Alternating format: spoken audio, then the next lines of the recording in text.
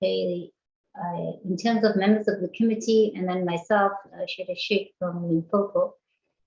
On members, we also invited members of the NCOP who are not members of the Select Committee on Security and Justice, but are members that serve on the Joint Committee on Defense. Members will know Honorable Bartlett, Honorable Mkosi, and Honorable Motsamai from this committee also serve on the Joint Committee on Defense. But we've also invited Honorable Chavileng, who is the co-chair of the Joint Committee on Defense. Chairperson, we don't hear anything, Chairperson. Is it just yourself, Honorable Motsamai, or is it everybody else? We can hear from the side, Chair. It's only him. Okay, Honorable Motsamai, I think it's yourself. Maybe you must increase the volume on your phone. But anyway, as I was saying, that we invited members of the Joint Committee on Defense, and Honorable Chabileng and Honorable Ryder are two members that don't serve on this committee whom we invited. Honorable Chabileng is present and welcome. I'm not sure if Honorable Ryder will be joining us, but we have not received any indication. And then, honorable members, we have an apology from the minister who indicated that she is part of the presidential task team meeting, which is currently taking place. But she did indicate to us that the delegation from the Department of Military Veterans will be led by the acting DG, Lieutenant General Mwebe, whom we just got information now is currently in that meeting as well. Yeah, there's another head of delegation, but anyway, we'll deal with that matter then. We have an apology from Honorable Nita from the Eastern Cape, Honorable Fisser from the Northwest, and Honorable Nkosi from Mpumalanga. Those are apologies, but let me then just welcome honorable members and welcome officials from the Department of Military Veterans to this meeting. This is our first engagement with the Department of Military Veterans in this term. But I thought I should just also give a bit of a background in terms of today's engagement. In the 2020-2021 financial year, at our strat planning session of the NCOP, we agreed that the Select Committee on Security and Justice, together with the Select Committee on COPTA, Water Affairs and Human Settlements, would embark on joint oversight program in respect of military veterans. We also reaffirmed this decision just 2 days ago in our planning session. We actually are two committees in one present here. Members that serve on the Select Committee on COPTA, Human Settlements, Water and Sanitation also serve in the Select Committee on Security and Justice. On members, during the 5th Parliament, there were activities that the Select Committee on Security and Justice embarked on in relation to military veterans. They visited Mpumalanga and the Northern Cape provinces and conducted oversight activities over the Department of Military Veterans in these provinces. And in 2016, the committee also conducted oversight in Mpumalanga, where they visited sites where houses had been built for military veterans. In 2017, during the Northern Cape visit, the committee met with the Department of Military Veterans and the South African Military Health Services regarding the rollout of health benefits to military veterans. And during these visits, oversight visits, it became apparent to the committee that at that time that the department was experiencing various challenges with regard to the rollout of benefits to military veterans. So we're conducting this follow-up and engagement with the department to get a better understanding on the progress that has been made In this instance, the committee is interested in the distribution of houses and the illegal occupation of houses meant for military veterans and how this is being addressed. However, this engagement seeks to also look more broadly at the distribution of all benefits for military veterans in all provinces of the country. And hence, the primary objective of our engagement is for the committee to get a better understanding of the provincial challenges that are encountered by the department in the distribution of these benefits. And we hope that collectively we would then address these challenges and develop a way forward.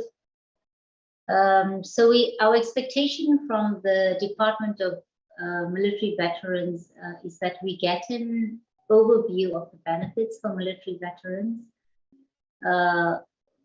We get a brief on the service delivery per province, as we represent different provinces in the National Council of Provinces.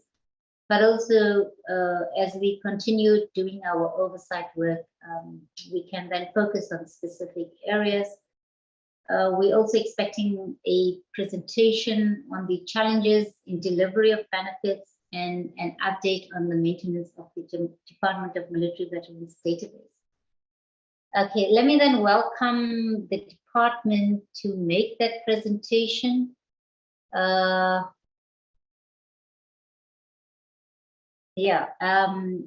Okay, and our members, I think it will give us a better understanding of what is going on, especially with provincial challenges. Thereafter, our members will then open it up for engagement with the department. Let me hand over to the department. You can also introduce yourself, your position, and I'm not sure if you deal with other officials as well. Matt. Thank you very much, Honorable Chair. Good morning, honorable members. My name is Nondobeko Mafu. I'm a Deputy Director General, Empowerment and Stakeholder Management. And together with me, I have EXCO members who have joined, who are going to be assisting me in articulating questions and engagements that will ensue as a result of this. But before I introduce them, can I then tender an official apology for General Mgwebi, who is supporting technically the minister in the meeting with the presidential task team. With me, I have Mr. Matsafu, who is the acting Deputy Director General, SES, and I have Mr. Siengo, who is the acting Deputy Director General, Corporate Services. I have the GITO of the department. I have internal audit, Ms. Gasamba. I have a senior manager in the office of the DG. Ma'am, allow the department to then do the presentation, and the presentation will be done by Mr. Siengo, who is in the corporate services environment. But we will all of us be able to join in when we are to clarify further. With your permission, ma'am, can we proceed? Please do. Mr. Siengo, please proceed with the presentation. Thanks. Thank you very much, Acting DG. Good morning, Chair, and good morning to honorable members, and also good morning to my colleagues in the department. As indicated, I will be doing the presentation on behalf of Lieutenant General Mgwebi. It's a presentation to the Select Committee on Security and Justice. Thank you again for an opportunity provided for us to do this presentation. Then this presentation, the purpose of the presentation is to, as indicated in the brief that we received, is to provide a briefing in terms of how the department is delivering on the benefits as prescribed in the Military Veterans Act of 2011, then this is as a breakdown in terms of provinces, and we've also reflected in terms of challenges. And this is the outline of the presentation. We will break it down in terms of the 2 programs, the service delivery programs, and we will also reflect on the database, that the department is using to disperse these benefits. Next slide.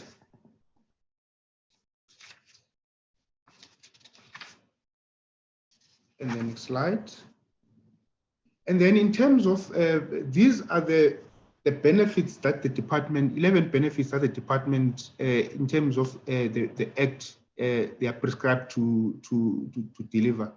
It's compensation, dedicated counseling, honoring and memorization of fallen military veterans, education, training, skills and development, facilitation of employment placement, facilitation of business opportunities, subsidization of provision of subsidized public transport, pension, access to healthcare, housing, and burial support.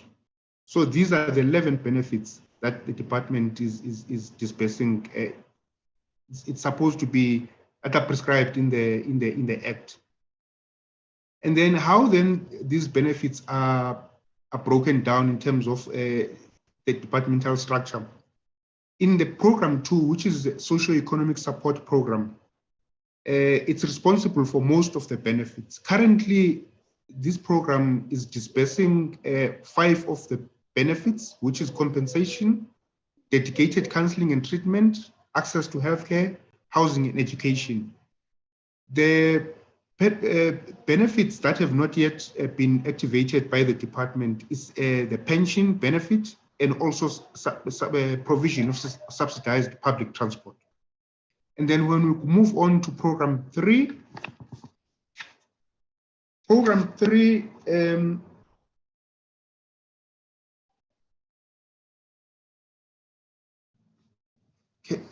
it's program 3, out of the 11, it's dispersing currently 4 benefits, which is training and skills, facilitation of employment placement, facilitation of business opportunities, and also burial support. Then what I will do, honorable members and chair, is then I will go down now to the specific numbers in terms of how in 2021 the department has fared in terms of delivery of these services. And then as part of that presentation, or as part of that reflection, I will also reflect in terms of the challenges that we have experienced in 2021. And some of these challenges extend beyond 2021. It's challenges that the department has been facing, I think, as the chair has reflected in her opening statement. When we move back then to program 2, chair, in terms of slide 7, for compensation, the department has been able to assist 25 military veterans, and most of these military veterans, or all of them, have been coming from the province of KwaZulu-Natal. And what we have further done is we have broken down, the military veterans by the force they belong to, and you then begin to see then in the last column the challenges that we have been experiencing, especially in 2021. I think we're all aware that a COVID-19 pandemic has really had a lot of restrictions in terms of how we operate in government as such as a country. And maybe then the second challenge in relation to this, which is perhaps not really related to COVID-19 pandemic, is the availability of healthcare professionals at the South African Military Health Service, which is a service provider that is assisting the department when it comes to assessment of military veterans before they are compensated. And then in terms of dedicated counseling and treatment, for 2021, we have assisted 336 military veterans, and per province, this is a breakdown that has been provided. we begin to see a high number in terms of Gauteng province. And then the breakdown in terms of the force. And then here again, the challenge that we have been experiencing for 2021 because of the restrictions of COVID-19, the access to the health facilities, has been restricted. So it's been difficult for military veterans to access these health facilities because of the restrictions that have been placed because of the COVID-19 pandemic. When we move to the next slide, in terms of access to healthcare, here let me start in column 2 of access to healthcare. I will start firstly with the second bullet, where we talk about 18,346 military veterans. Here, what we do is military veterans will apply for access to healthcare. So far, the department, since this benefit was activated, has been able to provide access to 18,346 military veterans. However, it must be indicated that this is just a provision of access or authorized. You authorize the military veteran to access. But then from year to year, then you find that those that have been authorized to access, there are those that actually would access healthcare. Some out of this 18,346 would not access. For example, in 2021 financial year, 348 military veterans have been able to use the benefit, have been able to access the benefit. And this is also a breakdown in terms of provinces. And again, we begin to see Gauteng and Western Cape being the provinces where this benefit is being used mostly. And then a breakdown in terms of the force. And then here, in terms of the challenges, we must indicate that because of the department as a challenge in terms of ICT infrastructure. And you will begin to see that when we talk about the database itself solution that the department is going to be implementing very soon, that the manual processing of applications is really, because it's many applications, it's causing delays and it's causing problems for the department. So that's one particular challenge. And the second challenge is then the failure of some of the applicants to submit complete applications and supporting documents, because for us to be able to assist military veterans, we must have a complete set of these documents. And then in the unit itself of healthcare and wellness, there is, we call it, there's a shortage of staff that is able now to process all these applications manually. So those are the kind of challenges that we're experiencing in healthcare. And then, as I indicated in my earlier opening statement, that pension and subsidized provision of subsidized transport has not been activated. Here, we are currently, Chair and honorable members, working, we're at the final stages now of the developing policies that will assist us to ensure that we provide these benefits. And I must indicate that the target for the department was that by the end of this financial year, we must have these policies in place so that we're able then to activate these benefits.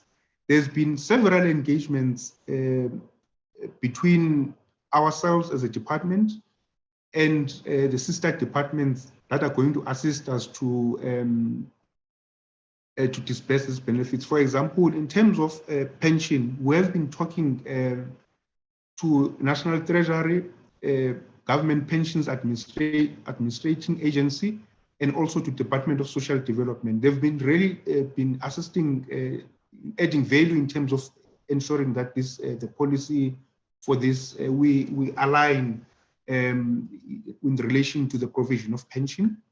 We are now currently at the final stages of finalizing that policy. And also in terms of public transport, here at some stage late last year, we were at a stage where we wanted to pilot, we were ready to pilot, but there were a few delays. We were going to be assisted by the Department of Transport. But in February, when we were really about to go into a pilot, we had selected Gauteng and KwaZulu-Natal as provinces that we wanted to use as a pilot, because this one involves a lot of technical mechanism in terms of how we would provide, we needed to work out how we then identify a military veteran, how would they be able to access transport, what mode of transport must they use, and all those kind of technicalities. But we wanted to first pilot it so that we don't, in the implementation of this benefit, we run into challenges. But then COVID at that point, hit us, so that we are hoping then that as the country is beginning to ease down on these restrictions, we'll be able then to start with that in this new financial year. The next slide. Then in terms of housing benefit, in housing benefit, there are two sub-benefits, if I call them that have been regulated in terms of the Act. That is the provision of newly built houses, and also assisting military veterans who are in distress with their mortgage loans settlement. I will start with the one of newly built houses, where the department has assisted 127 military veterans with newly built houses, and these are mostly in Gauteng. It has been difficult, I must say, to because we work with the Department of Human Settlements. We have really not been able to kind of categorize this according to forces. But I think as we improve our implementation together with Department of Human Settlements, I think that is one of the things that we will probably improve on. And then in terms of the newly built houses, I must indicate that in terms of or maybe before I go to the challenges around this area, I must report that in terms of mortgage loan settlements, we have assisted 252 military veterans. And here in this particular benefit, this is demand driven in the sense that military veterans that are distressed with their mortgage loans would come to the department and apply, and then the department would assess their situation based on the documents that are required, and then they would then be able to settle those loans if then a military veteran qualifies. As I indicated, then in this housing provision of housing, we are working closely with the Department of Human Settlements. Here, challenges have been experienced around, I think we are beginning to improve that, our relationship with human settlements, in the sense that I think the chair reflected on this to say that in certain areas where there are projects that have been identified, we see that there is illegal occupation of the houses.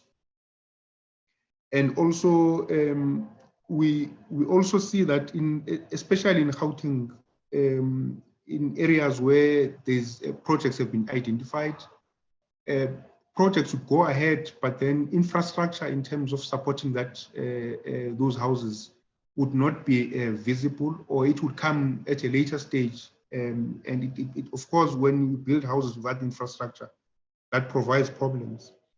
And also, I think one of the issues that we have had here, which is a problem in terms of, you would see in terms of the spend that the department in terms of this housing benefit is that we remember in the housing benefit settlement, Department of Human Settlement would pay what they would pay in terms of the RDP house, but then the department would top up because the square meter of military veterans is bigger than the square meter that is provided by human settlements. So then the department pays the top up.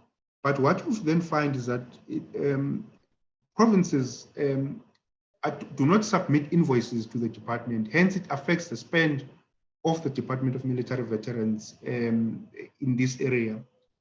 So we have been engaging with CFOs, and to the extent that we have in some provinces, issues have been escalated to HODs of this Department of Housing or Human Settlements, whereby we've been requesting for these invoices to be forwarded to DMV so that DMV can settle these amounts. And then, of course, then there are issues related to maintenance of these houses after they've been handed over, because years later, military veterans will come and complain that there was poor workmanship in terms of the houses, and then the department would then have to follow up in terms of having to maintain those houses. So we are then improving our relationship with the Department of Human Settlements. We have got now engagements, regular engagements and bilaterals with each of the provinces, just to ensure that at least the relationship between ourselves and we understand each other. And we also begin together with those provinces, identify areas or projects where then we would be able to build or to build houses for military veterans. And then if you move to the next slide. And then in terms of education support, this is one of the most demanded benefit in the department, the education support. We provide education support for basic education and also for tertiary education to both military veteran and their dependents. In terms of 2020-21, we have been able to support 3,223 military veterans and their dependents. And the breakdown is that in basic education, that's where the demand is mostly, because it's the dependence of the military veteran, it's 2,586. And then we are also supporting a tertiary level. And this is a breakdown in terms of provinces, both in basic and in tertiary. I must indicate here that we've had a lot of challenges around education support. We know that as a department. Hence now, the department has been implementing what we call a decentralization model, where we are looking at using our provincial offices to help us to access military veterans that have challenges around this area. And where we have challenges in terms of getting invoices from the schools to pay for education support for military veterans and dependents, we are now implementing that model as a department, where in provinces now, we no longer, well, we do even here at head office, but now we are trying by all means to get to a level where military veterans do not have to travel to Pretoria. If they have challenges regarding education support, they must, in their own provinces, be assisted. Again, here, challenges, it's mostly, as I indicated, that the department doesn't really have strong ICT infrastructure. Documents are being handled manually, and it's volumes of documents. To the extent that the department is being assisted by members of the reserve force in the defense to actually process these volumes of documents. So that's the status in terms of education support. And then when we then move to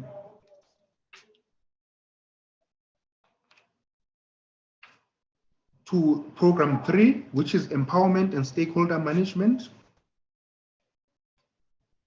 I indicated earlier on that 4 benefits are in this program. And if you move to the next slide, this is just a summary in terms of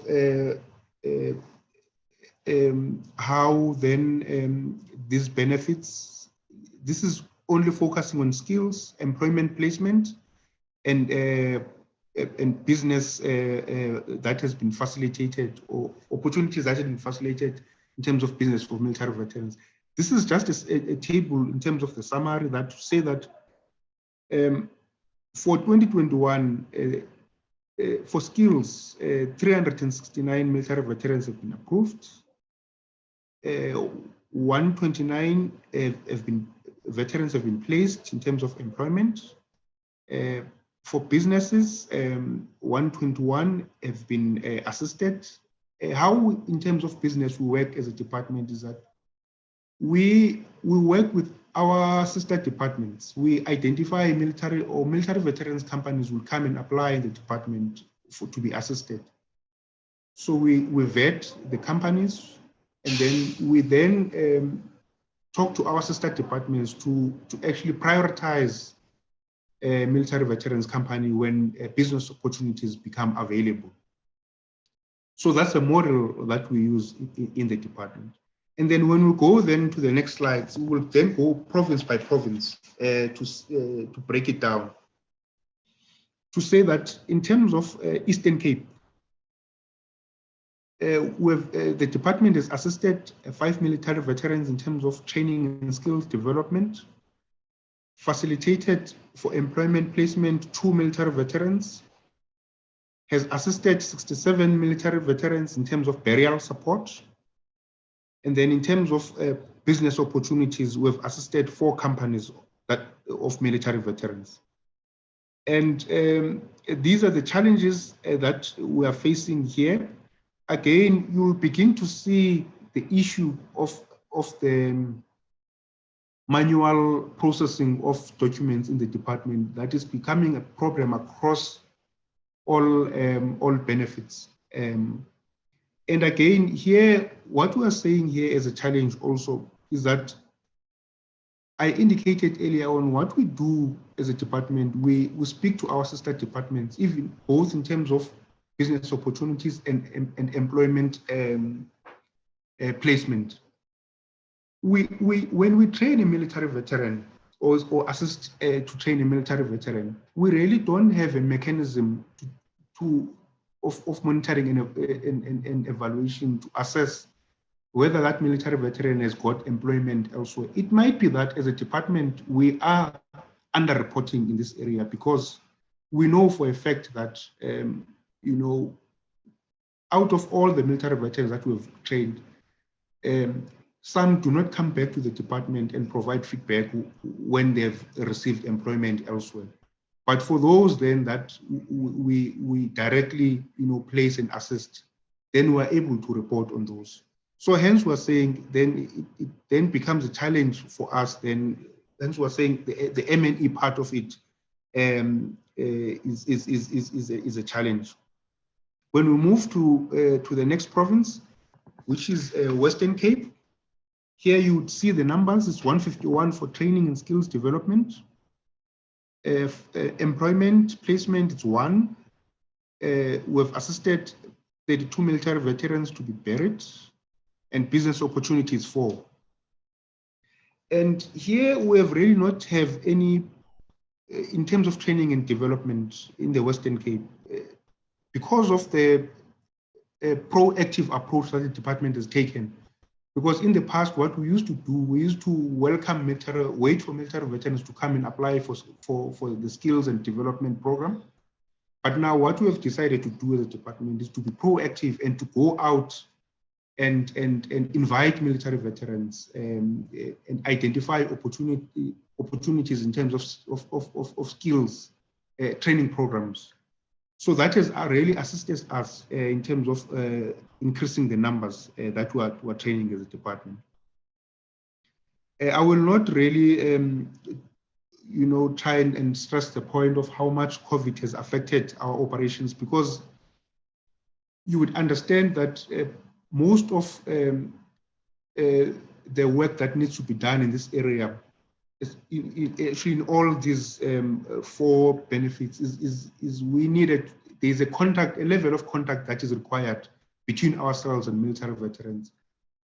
But because of the restrictions, it has really been difficult then for us then to make those kind of a contact.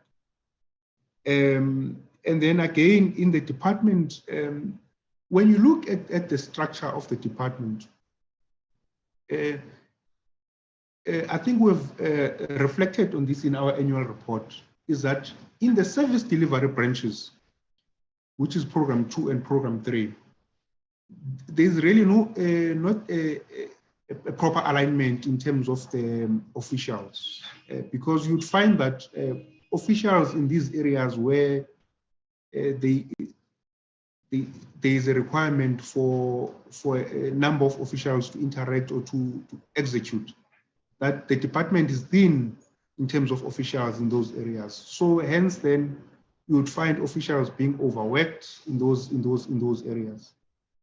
Then when we move then to another province, which is Northern Cape, you see here that in terms of training and development, is 3 military veterans that have been assisted. No military veteran has been placed in terms of employment. 18 have been assisted for burial support, and 1 has been assisted in terms of business opportunities. Again, the challenges cut across. I will not go through them again. Let's move to the next one, which is Northwest and Free State. The numbers here, it's 10 in the Northwest, is 10 for training. For placement, employment placement is 3, burial support is 25, and then we've assisted 1 company in terms of business opportunity. Again, in terms of the challenges, they cut across. In Free State, it's 1 for training, 1 for employment facilitation, and 15 for burial support. Then when we move to the last 3 provinces, which is KwaZulu-Natal, Gauteng, and Limpopo. In KwaZulu-Natal,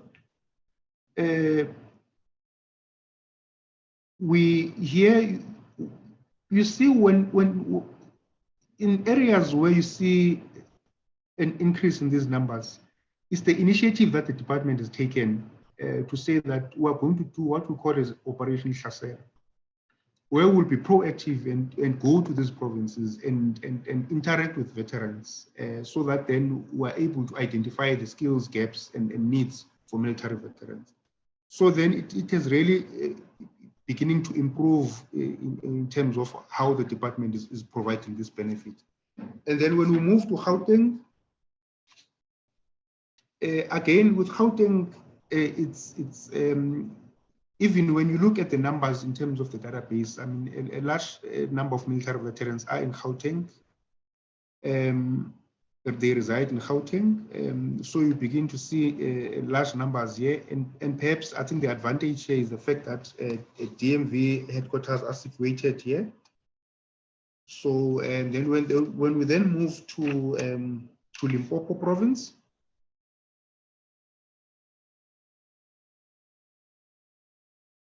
which is lumped together with Mpumalanga.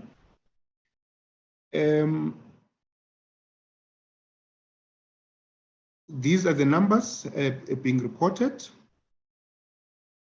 And for Mpumalanga province, we really don't have much challenges because I think there's a good working relationship there between our provincial coordinators and military veterans.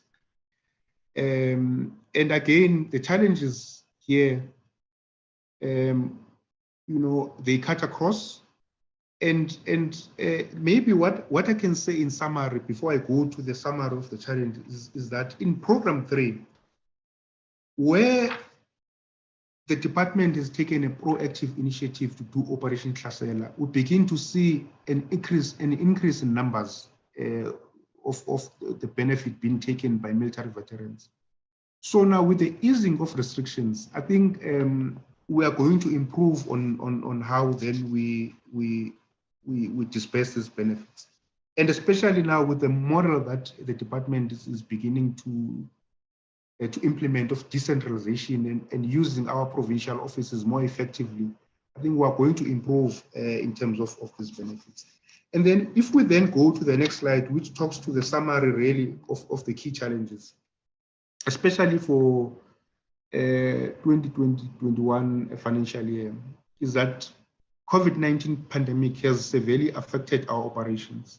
But however, with the vaccine now being available and we begin to see numbers going down and we begin to see now the restriction being eased, we hope that we'll improve in that.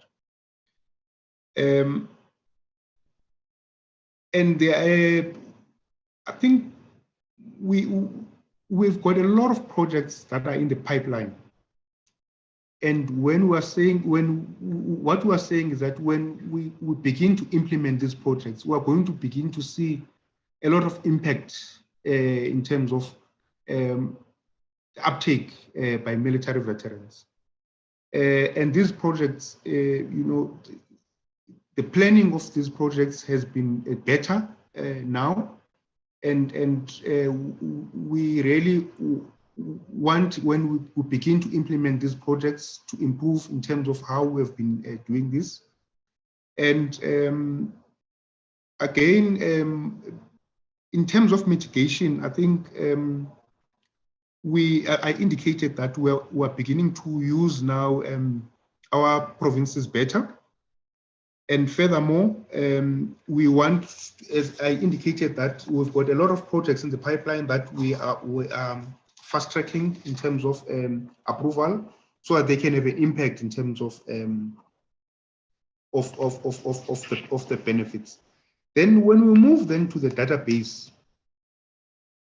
this is the database, Chair and honorable members, that has information of military veterans, and we note the challenge that has been there in the department, that it has not been implemented in a very long time. But in this financial year, there are mitigating activities that will see us now implementing a proper integrated solution that will see the department, dealing with most of the challenges that have been highlighted, in the slides that I've presented, above. One of the issues is the fact that we are now, as a department, cleaning up the database. And there was a need for us as a department to do that because there were a number of concerns that were raised by military veterans and also internally in the department. And these have been listed here to say that some of the applicants registered on the database are suspected not to be military veterans. And dependents of the deceased NSF military veterans who are registered as main members are registered as main members as a result of the demobilization process. So we need to clean those and correct those things. We've also got reserve force members who are registered in the database. We need, as a department, to ensure that we are giving benefits to the correct people. We need to confirm the relationship of the dependents to the main members. To a certain effect, in the education support, the department, I think about a year or 2 years back, began to be asking for unabridged certificates so that we are able to verify, to ensure that we're giving the benefits to the right people. And then uncategorized data. This, in terms of data analysis, it does not help us as a department. And when we're required to report, it gives us problems, and there are gaps in the data. So we need to clean it up to ensure that all the information is available. And of course, we need to update contact details, and we must also ensure that we correct the ID numbers. Here we are working with the Department of Home Affairs. They've been helping us to ensure that, especially when military veterans are deceased, we're able then to link up with Home Affairs to be able to ensure that we record that properly. And then when we look then at the statistics in terms of who is in the database, this is just a summary of who is in the database. We've got 62,461 military veterans currently in the database. And this is just a breakdown of where they reside and in terms of the forces. And then when we move to the next slide, here we're just talking about now what we want to see ourselves going forward as a department. And this is what we're implementing currently as a department to ensure that there is credibility in the database. We want to improve in terms of signature specimens. And we are going to introduce biometrics so that anyone who accesses the database is identifiable, so that no one can simply just walk into the database and do whatever they want to do without being identified by the database. And we also internally want to segregate duties and user rights so that we know that who approves at what particular point in time. And we are, as I indicated, in this financial year, I think there's a work plan that we've developed, which will see this solution live in November of this financial year. We are now building a robust database, which will see the solution going live around November. And also for security, we are also going to implement a database backup solution. Should something go wrong or the building burns down, we must be able to retrieve this particular information. And then in terms of the next slide, this is now the program that we have developed for ourselves for this year that will ensure that we will get to a stage where this solution is launched. We are in consultation with CETA. There's a lot of work that has been done there. We had challenges in the past with CETA, working with CETA, but I think we have a new team now at CETA that is working on this, and we have put project governance structures in place, and the work is underway. I must say that we are quite satisfied with the work that is currently ongoing. Hence, we are saying we are quite comfortable that by November 2021, we'll see a live solution going up. And we have an agreement with CETA which says that we are not going to pay for the development of this solution. However, for the usage of the solution, that's when now we are going to start paying as a department. Chair, this was the presentation from the department. Chair and honorable members, I thank you for your attention. Thanks, DDG. Honorable Chair, honorable members, that is the presentation from DMV in response to the request from the Select Committee. Honorable Chair, please allow me to introduce that we have from the department side, our CFO, Mr. Ndlovu. We also have the Chief Director, SES, Mr. Musi. Over to you, Chair. Thanks. Thank you very much, Ms. Mafu and Mr. Siyengu. I think the unfortunate thing about a virtual platform is you somehow exercise your right not to put on your video. But I think it's important for us as the select committee to actually see you, so we know who is actually briefed us as well. Maybe you could just greet us so you appear on the screen. We have Mehmaku, yes. You can unmute yourself. Yes, yes, Chair. Okay. And then Mr. Siengo.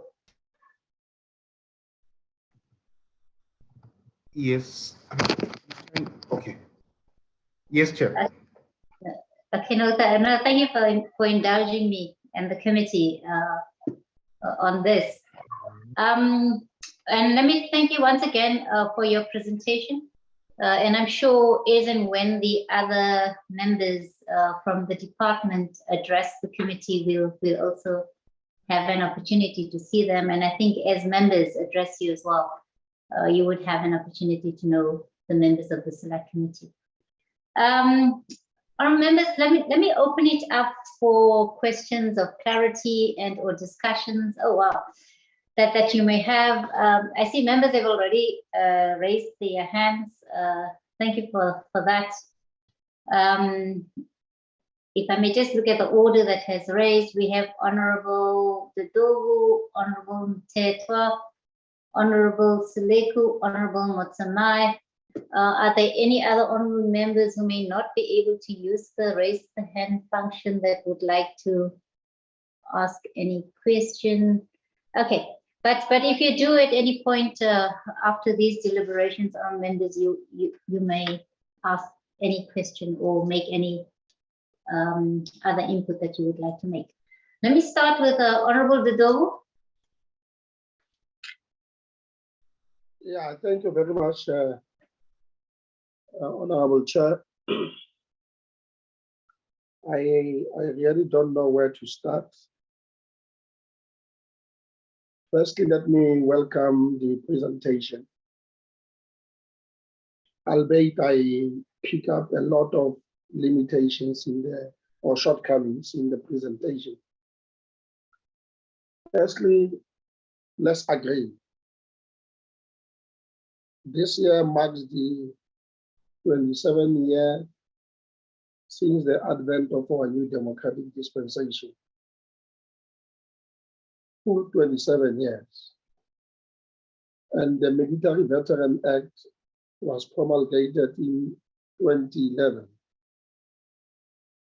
And the clear purpose was to ensure that we protect, support, and promote the welfare of those who pay the price in bringing about freedom in our land, to support those who distinguish themselves, especially to ensure that we are a free country. Any debt that we owe as living bearers is to those people who fought for the freedom in our land. Now, since 10 years ago, in my view, just based on this presentation and the information that I have, our military veterans are not taken care of. If this is what is presented before us, I think we must fear for the West. 10 years after the act was promulgated, we find ourselves in this situation. This department doesn't impact whatsoever in supporting the military veterans. We know the names of these military veterans. We know their faces. We know the kind of work that they did. Most of them die as paupers. Most of them live in despicable conditions. But we have a department that is supposed to take care of them. And this for me is disgraceful. Now, Chair, the limitations for me in terms of this presentation I needed to know what is the structure of this department, the military veteran. I can see that it has a DG, it has DDGs, it has CFO, it has chief directors. I want to know how much are we paying all of these people. I want to know what is the structure of this department. That, in my view, it is doing little to take care of the people. I want to also know, Chair, what is the budget for this department?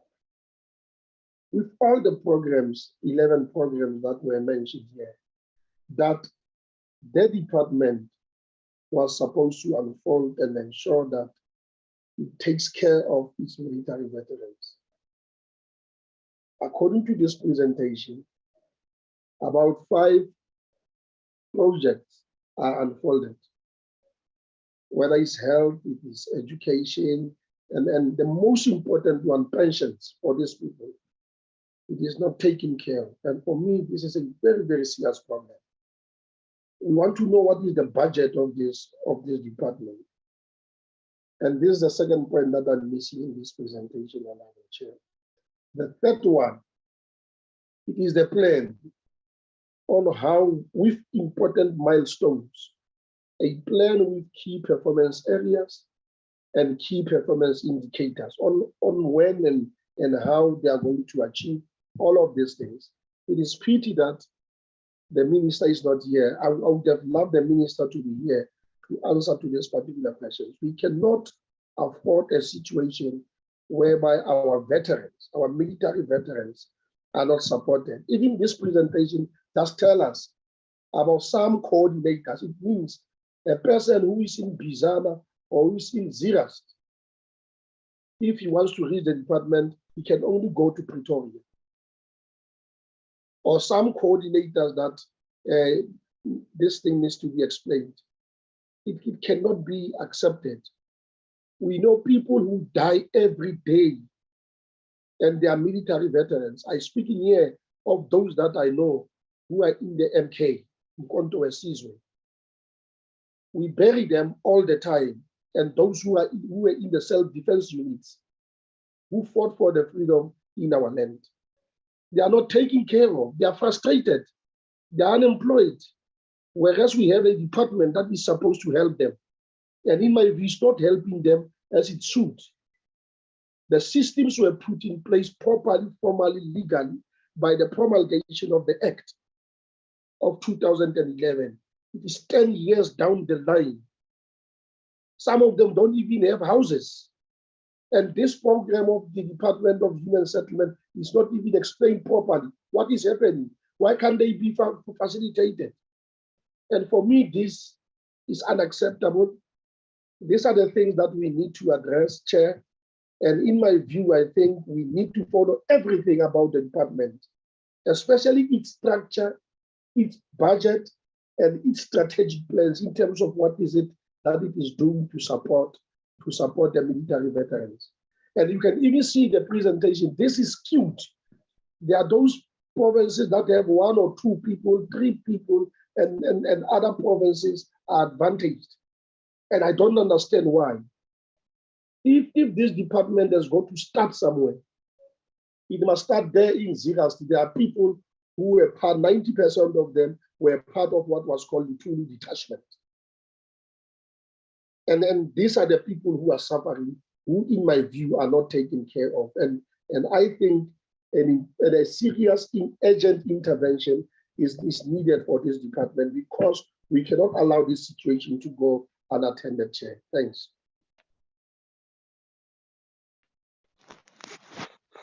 Thank you, Honorable Dudu. Okay, Honorable Motsamai. Mtetwa.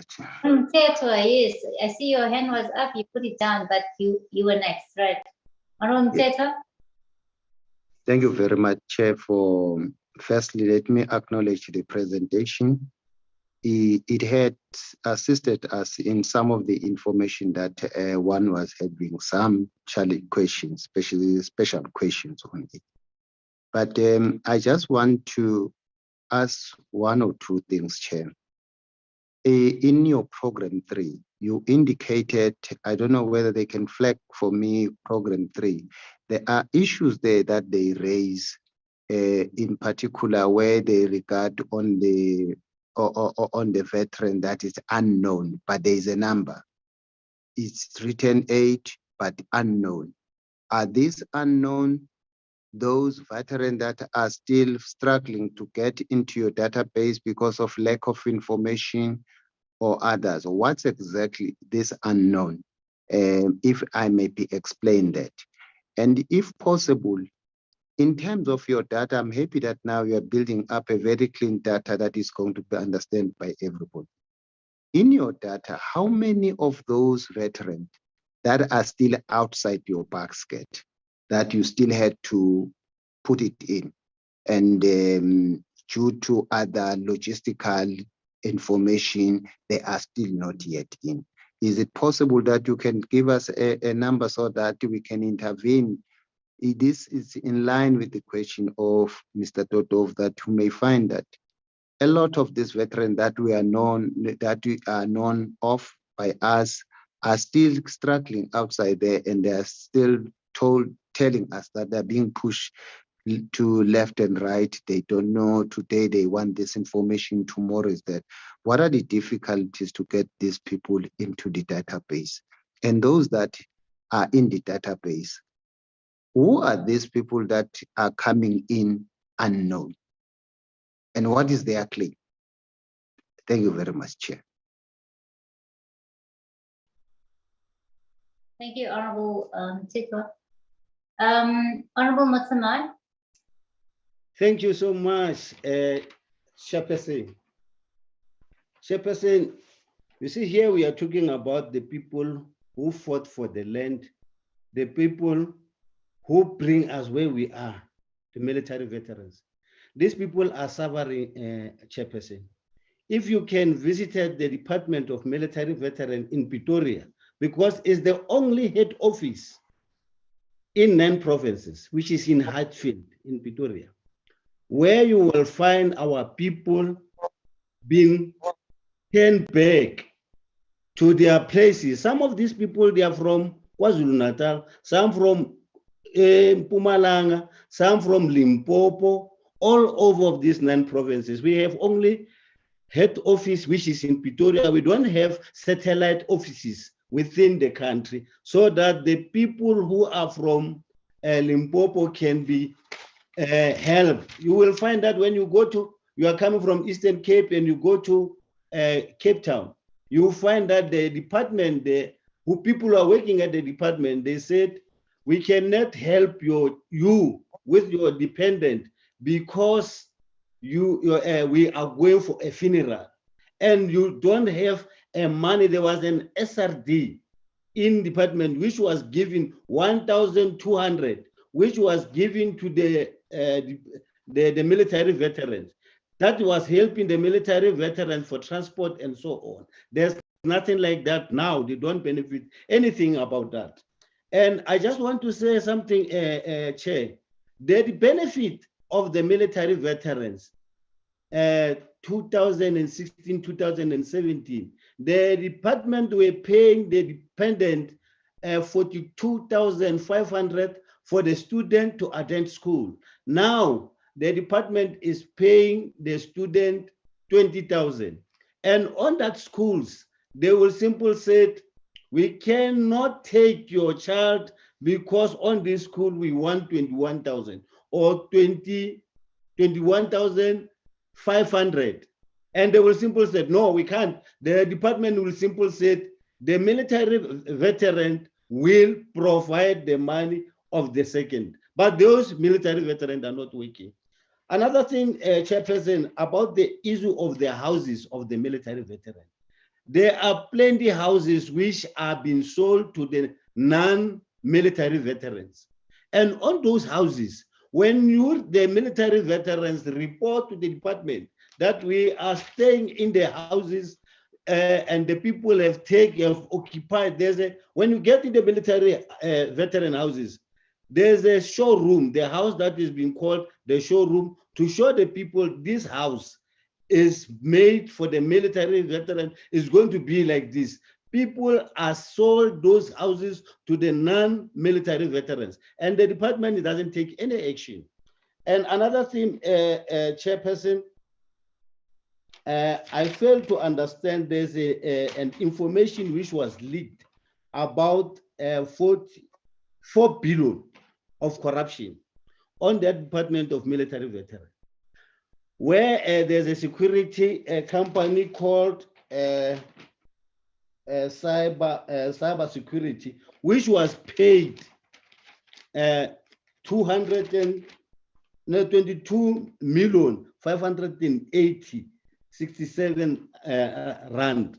But there's nothing that they've mentioned about the people who ate the money at the military veteran, and they have never even mentioned why the money of the military veteran of the student were cut to this amount. Another thing, military veterans are not working total. At the Department of Military Veteran, there are soldiers who are working at the Department of Military Veteran, where the military veteran were supposed to be working at the gate. They know who is a military veteran and who is not a military veteran. But there are only soldiers who are getting the place. There are soldiers who are working within the Department of Military Veteran who cannot even assist the military veteran. When you ask why this thing is happening, because I was keeping a complaint and asking all the directors who were there, who were working on that department, they were using the security, which the security companies which were paid by the very same person who is there, the Honorable Mafu, who knows about those people. I went there and said, these people are not right to work here. Let's put the military veteran because they are not working. When you go to the plaza, when you go to all these municipalities, there are the offices of the military veterans.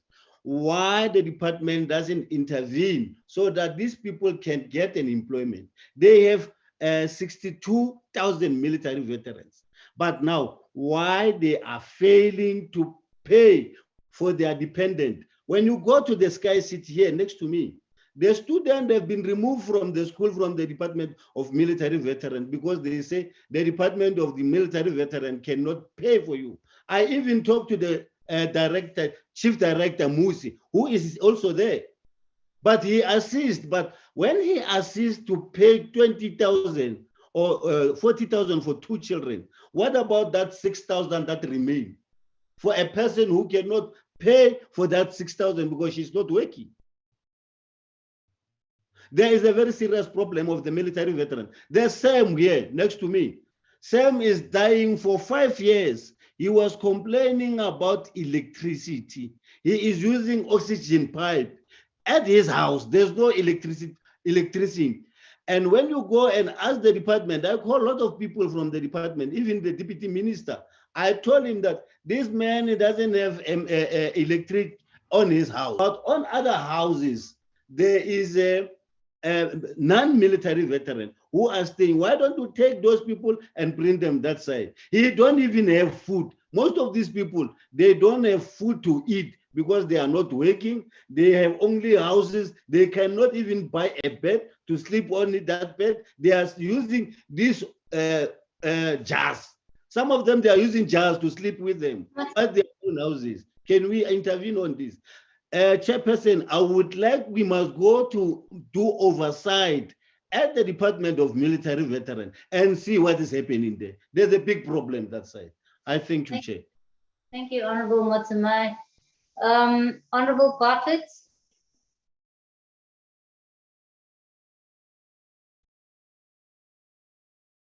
Chair? Sorry, Chair, I was not able to open the video. Most of the comrades covered me on the question that I wanted to ask. But I also agree with the former speakers on the treatment of the military veterans. Mine was just declared on the issue of the housing, because I see in most of the provinces, especially the newly built houses, there's only 0. But I think Comrade Dobo covered me on that. Ne? And then I just want to make a suggestion. Maybe I know they are talking about the structures and the CEOs and the directors, but why don't they have proper structures in provinces? Because really, when the veterans in our province have problems, then they are coming to us to solve the problems. And we know, as members of parliament, we can't go too deep in this, but we must assist them. But I don't want to raise other issues, and especially an issue on the benefits of the funerals, the funeral policy. Maybe we can just give clarity on that one also. Thanks, Chair. I don't want to repeat what other communities have said. Sorry, the other honorable members have said. Thank you, Honorable Bartlett. Honorable Seleku? Good morning, Chair. Good morning to the honorable members and to members from the department. Chair, firstly, let me welcome the presentation. And I want to use the right tone of voice so that I am clear in terms of my questions of clarity. Firstly, Chair, there is one thing that is lacking in this presentation is the issue of the SRD, the Social Relief of Distressed Funding. There is no mention of it, and we need to know more about it. And also, Chair, the other thing that is also unfortunate is that we find that there is acting directors within this particular department. And we don't know for how long there has been acting and when are they going to capacitate this department. And Chair, and I just want to share an experience that I had with military veterans when I was a chairperson of human settlements in a particular municipality in Western Cape. And I want the department to assist me. Chair, what we tend to find that the department don't go to these municipalities and engage with them on issues of human settlement. It is the military veterans themselves or people that claim to represent those particular military vets because they are different forces. So each and every force will affiliate to a certain structure, and then another force will affiliate to another structure. And then when you engage with the department, and then the department will tell you, no, don't listen to these people. The only structure that is recognized is this particular structure. So my question is, have the department dealt with this issue, of making sure that when people engage with these municipalities, that it is not people that are not known, and who should actually engage with them. And Chair, also what is important is that, Chair, if we don't fix the issue of the accreditation of these military vets, and then we don't deal with the issue of the credibility and the integrity of this database, we will never address the issues of military veterans. And Chair, I can clearly say to you that there is a lot of military vets that don't get their benefits. And it's not their own doing. The problem lies with their data, with the database. When they phone Pretoria, they don't get through. And as a result, when opportunities are given there, especially on housing, municipalities all over the country build houses on a yearly basis. But if the military vets that claim to be a military vet is not accredited and is not on the database, that person is not going to be given that opportunity. And also, Chair, what we are not hearing from this presentation is also that, we are talking about the engagement with national and provinces. But unfortunately, Chair, the development happens on the ground. The presentation does not tell us how many municipalities has actually agreed on MOUs when it comes to the issue of human settlements. So I would just like the department to give us a history of saying how many municipalities have they engaged, specifically in the Western Cape, because we've got about 30 municipalities in the Western Cape. We've got 1 metro, we've got 5 district municipalities, and then we've got 24 local, which is B municipalities within the province. But if you are going to have 1 provincial coordinator within a province, how do you expect to engage all 30 municipalities? How are you going to engage with them? And then those are the questions that I'm sitting with. Chair, also, what is also worrisome is the assistance that is given to military vets when it comes to the issue of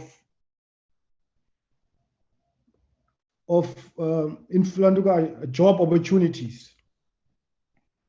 Can the department just try to explain more in terms of what is meant by, assistance in terms of job opportunities? But you'll find that in the Northwest, there's about 100.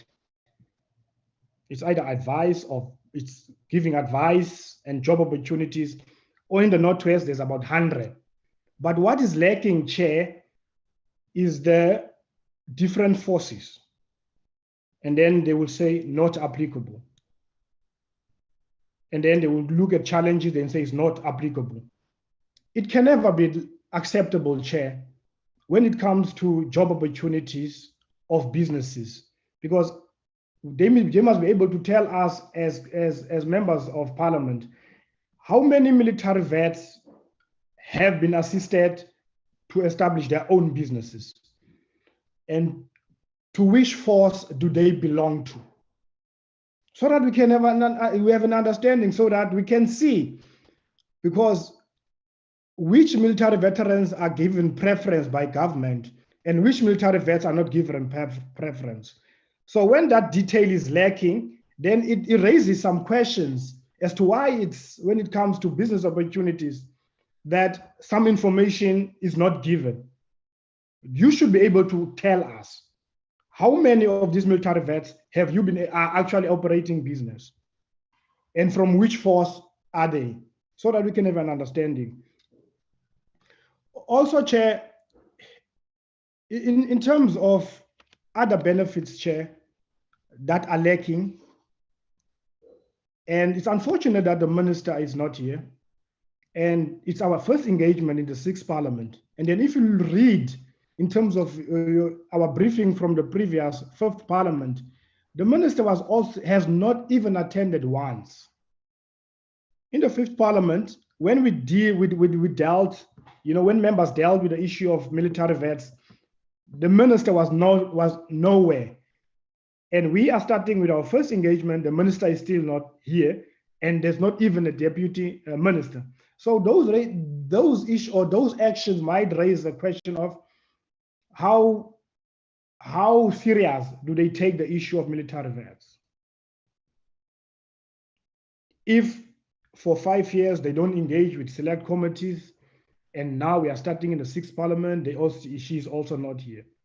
So, Chair, I think we will have to have another engagement so that they can break down, in terms of the information that is currently lacking in terms of this, so that they can give us a breakdown in terms of their staff component in all these provinces, because it can never be right that one province has got more warm bodies than other provinces.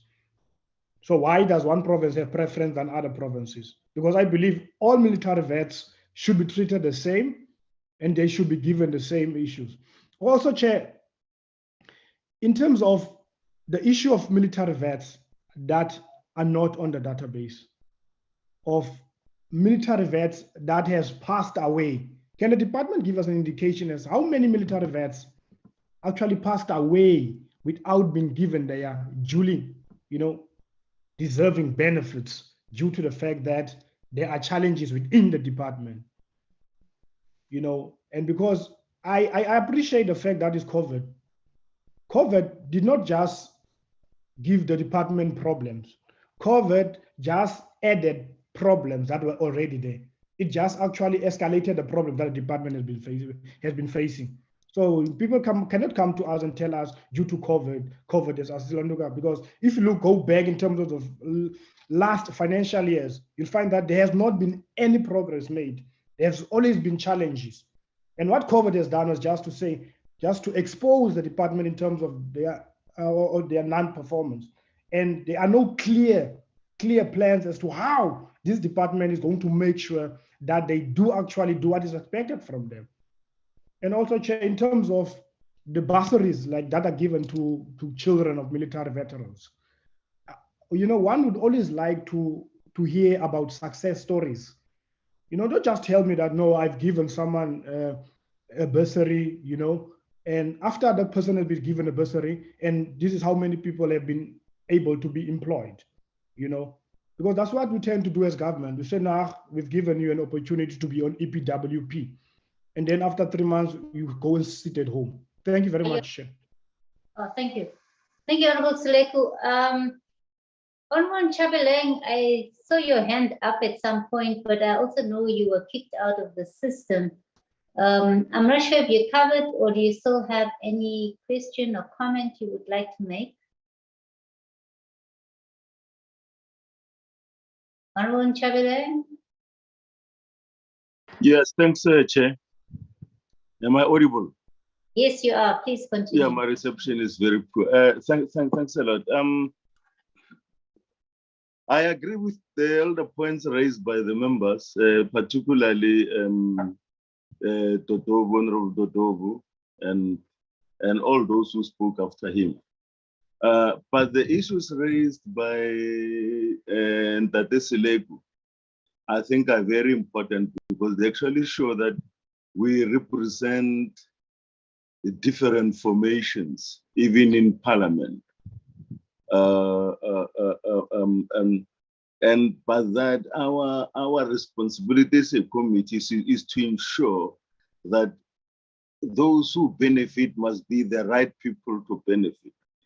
We need to again look at the Military Veterans Act and see if it needs some tweaking, because according to me, those who were able to get pensions, who were employed by the South African Defence Force and all the TBV forces, are getting their pensions.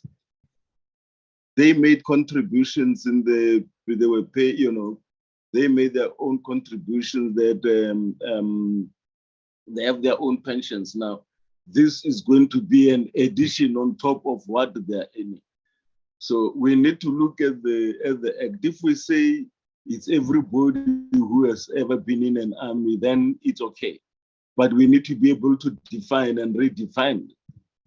And how do we ensure that because sometimes when people look at this military veterans, they sometimes forget that the self-defense units in the Gauteng region were part of the military detachments of Umkhonto weSizwe. And so, but at the same time, I'd like to know, Chairperson, is there no capacity in the ministry or in the department, let me say, capacity to develop a database on their own? I think they must be having a department that deals with ICT. You want to tell me that those people who are hired in there, none who are employed in that division, none of them can do a database, something like the old DBase 4, because I think it can actually capture all the information that we need in terms of data. And then they can, using their new technologies, they can increase the security walls for the information not to be hacked and all those kind of things. I don't see any reason for us to purchase a system that we have in the department, and how much is that thing going to cost if we are to use it? Thanks, Chair. Thank you. Thank you very much, Honorable Chabeleng, and all other honorable members who have raised questions, but also made certain comments.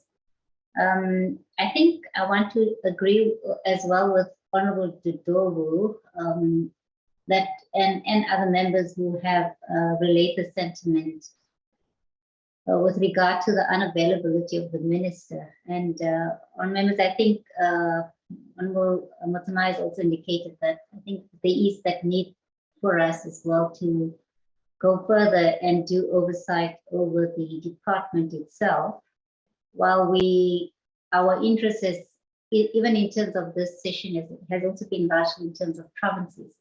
But clearly the existence of the department, its budgets, its functions, the impact it has on military veterans and its actual outcomes, I think these are matters that we do need the minister to elaborate on. Our responsibility as well in terms of our oversight work is in terms of executive accountability. We hold the minister accountable, and I think when it comes to officials, it's another ballgame. However, I'm going to try and I have a few questions. I think some of it has already been covered, but I think around the benefits that relate to health, and it comes out in terms of the slide 9, where where you elaborate on challenges in the delivery of benefits. The health benefits largely come through the South African Military Health Service facilities. And you indicate that some of the challenges relate to the lack of medical resources, the issue relating to patient transport challenges, especially where the facilities are far from military veterans or the communities they live. And also when the patient's condition warrants that there's a need to dispatch an ambulance. But given these challenges, maybe if you could just elaborate what is being done to address these challenges. And I think with regard to the houses, you do concur to what we've been saying around the invasion of houses by military veterans, and that you have there's a lack of an integrated strategy to deal with these invasions, and the lack of beneficiation of involving military veterans in the construction of their houses.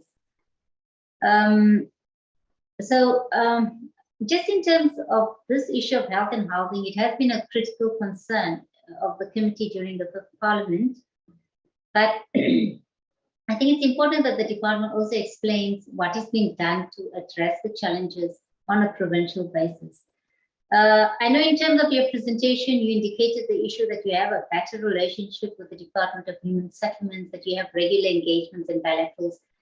But I think what we would like to also know is whether you have server level agreements with between yourselves and all provincial human settlement departments, whether they exist or not, whether you have regular interactions with the Department of Human Settlements at a national or provincial level to ensure that the housing needs of veterans are met. And this is besides the status of your database.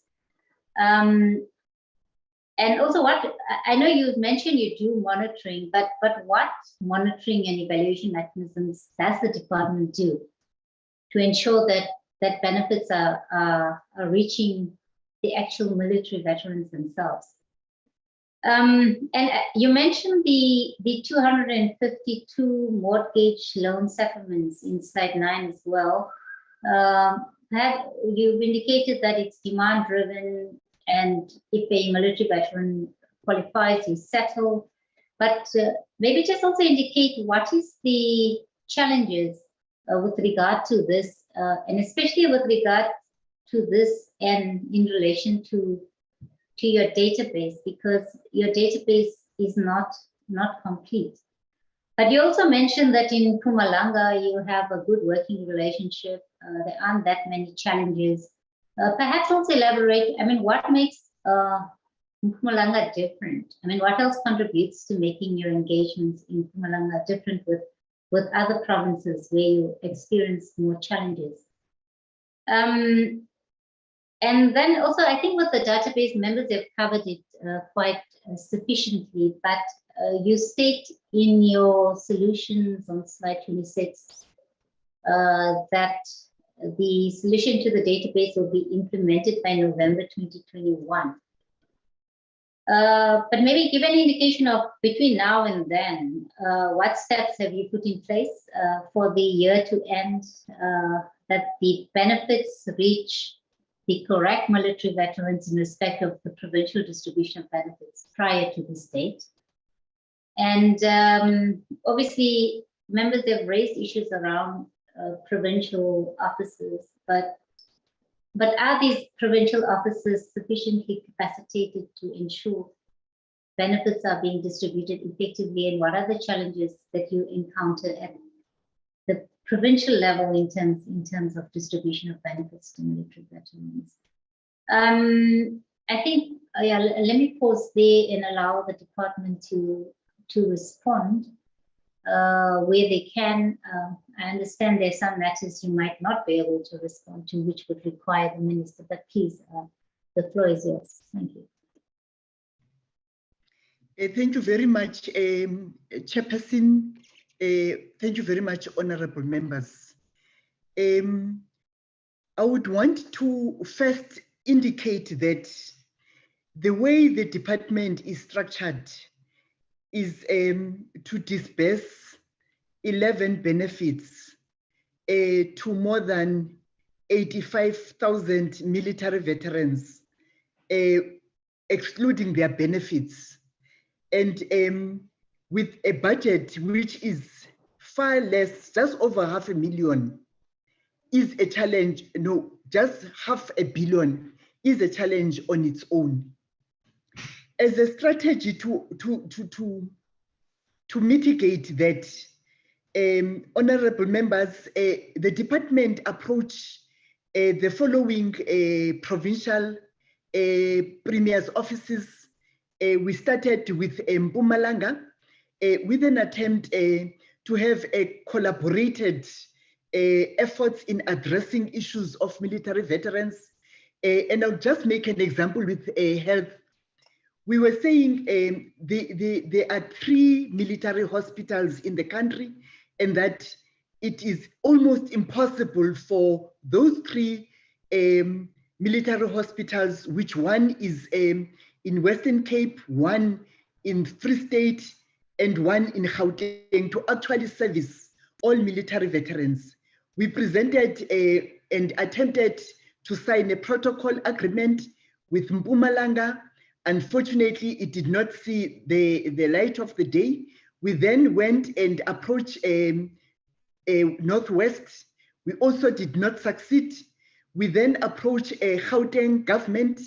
We signed an MOU, and with that, the benefits are such that over 300 job opportunities are created by the government of Gauteng, under the office of the, coordinated by the office of the Premier. We also attempted with Northern Cape. We haven't been successful. Eastern Cape, we signed a protocol agreement, and the benefits are very clear. You can see them. We are currently discussing with a Free State department, a province, as well as a KZN. Honorable members, I do want to indicate that the department does have a footprint in all provinces, excluding Gauteng, excluding KZN and Limpopo. And the reason for that, would have wanted to move with speed, but unfortunately, this is a mandate of Public Works, and we rely on Public Works to actually have lease agreements signed. We are not allowed to negotiate that on our own. But I do want to indicate, honorable members, that you are correct to observe or to indicate the issues of capacities. In those offices, we are still challenged in terms of human capital, in terms of the approved organogram. There are only 3 people who are supposed to be sitting in provinces.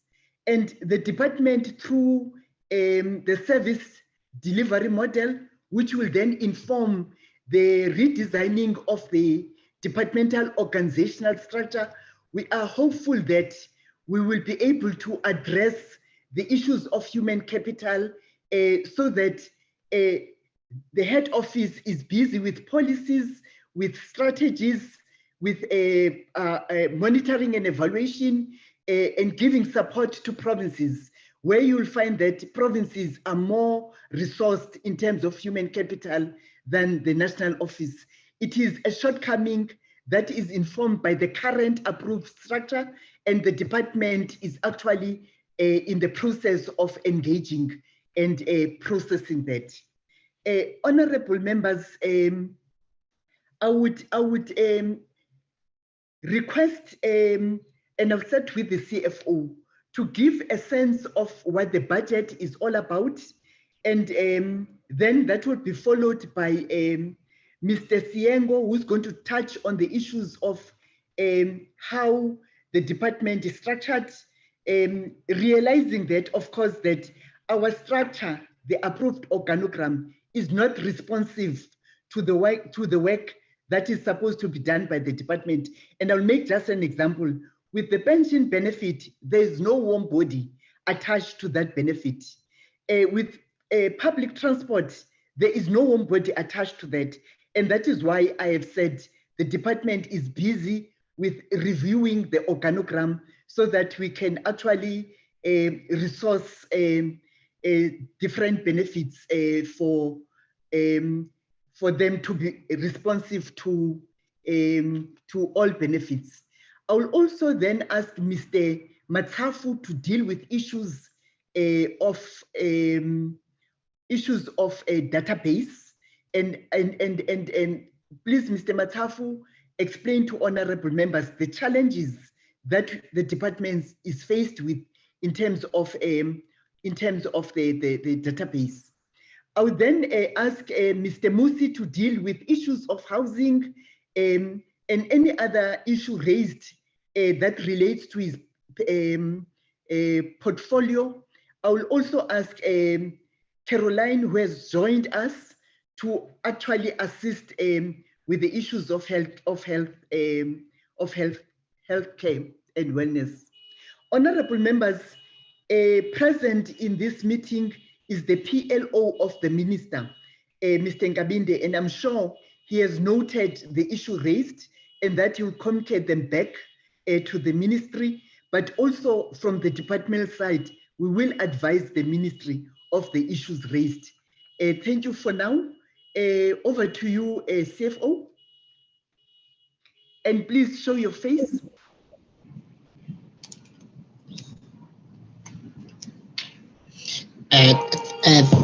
Thank you, Memafu.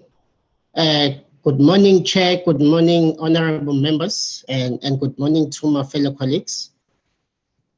Can I just confirm, am I audible? You're audible, you're not visible. Do you have a problem? Oh, wait. I'm not too sure because I've switched the camera on from my side. I would like then to just call ICT to assist me in that regard, but I would request to proceed with the explanation. We can see you. Oh, okay. Thank you so much. Thanks, Chair. Just to confirm at a very high level, Chair, I can confirm that the department was appropriated with 683 million for the 2020-21 financial year, which is then confirmed as 654 million moving into the 2021-22 financial year.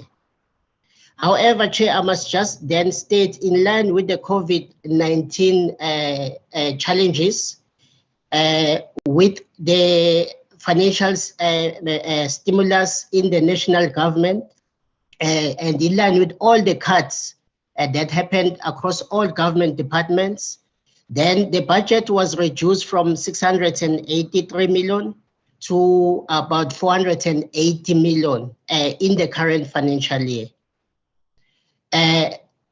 Of the 680 million, 370 million is allocated for military veterans benefits.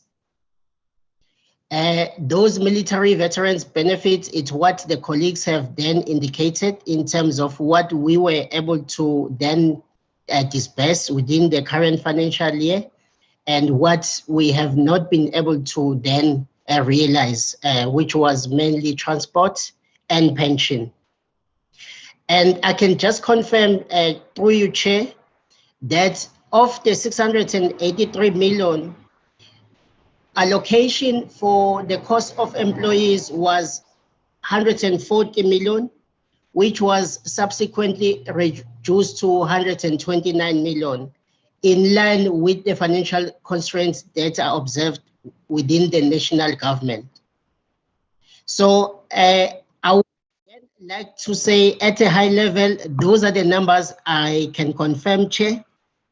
But should the select committee request additional information, that information will be availed in writing. Thank you, Chair. Thank you, Member.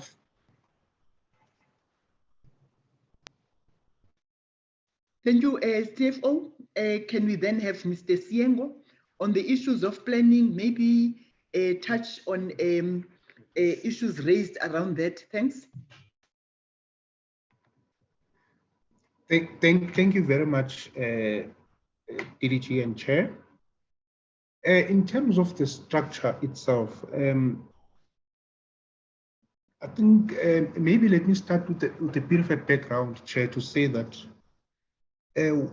when the task team report was produced before the promulgation of the Act, it was envisaged that the mandate of the department would be to facilitate and coordinate, that is the delivery of the identified benefits in terms of the Military Veterans Act. So the structure then at that particular point in time, which was approved in 2010, was meant then to assist the department to respond to that, to ensure that it facilitates and coordinates, meaning that it's even quite visible in the Act where we are saying that we are going to be using other state organs to assist us to deliver these benefits where possible. And as we speak, what has since happened in the department is that the department has then since moved into the space where it began to deliver these particular benefits, to the extent that the structure that was approved then in 2010 was then not responsive to what the department was actually doing. Why I'm saying not responsive, that Mrs. Mafu has reflected on this to say that you would see that where there are areas where officials are supposed to be interacting with veterans, what we would call service centers or service level kind of officials. The department is very thin on those in those areas, to the extent that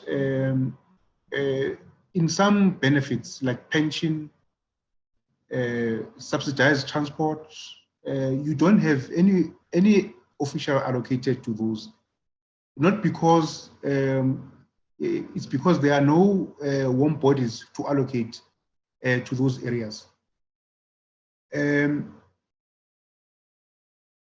As we speak, the approved organogram of the department has 169 posts, which are supposed to now to serve, all 11 benefits. And out of the 169 posts. At some point, okay, let me say out of those 169 posts, 102 of those approved posts are sitting in the administration program, which is mostly support environment. And then the rest, I think 21 of those are sitting in the socio-economic support, which has most of these benefits. And 46 of those, it's all in the empowerment and stakeholder management. With that 46 in the empowerment and stakeholder management branch, it includes then the officials that are sitting in the provinces, as indicated earlier on. What then the department has done in the past to try and augment the shortage or the challenge is that there's been a number of contract workers that have been in the department. I think as of the end of last year, we had about over 60 contract workers. And that has been flagged as a problem in the department, to say that because these are contracts that are annually kind of reviewed. And AG, National Treasury, has flagged us in terms of us having such a number of contract workers. So that's the kind of a structure that we have in the department at a very high level. And maybe what I can say is that 13% of the whole 169 approved in the organogram are senior management officials, and 11% it's middle management, and 29% it's mostly specialized kind of in specialized areas where they mostly interact with veterans. And then level skilled, but from level 3 to 5, it's half of the establishment in the department. So that's the status of the organogram.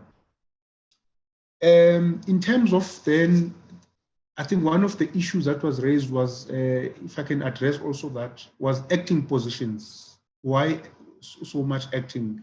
That has been acknowledged, and we are currently addressing that. The accounting officer's position has been advertised, and currently there's shortlisting that is being undertaken. Some senior management posts were advertised now in February. I think it's HR, legal, and heritage and memorial, if I'm correct.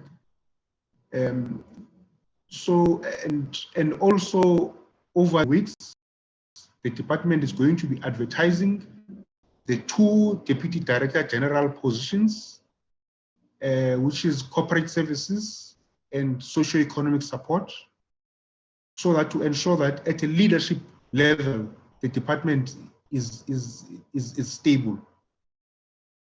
And one other exercise that we're undertaking now, because we have realized that the structure of the organogram is a problem. We are now in the process of reviewing our organogram, and we are being assisted in that process by the Department of Public Service Administration, working together with National Treasury to see how then we can respond to the gaps and challenges that have been there in the past. The service delivery model, which is a precursor to the functional structure, has been approved by the Department of Public Service Administration. We are now working with the DPSA to actually work on the functional structure, which is going to assist us now to respond to the challenges that have been mentioned. And in terms of then the planning instruments, honorable members and chair, we do have a 5-year strategic plan. that was tabled in Parliament, which has been approved. And on annual, we are now about to present our annual performance plan.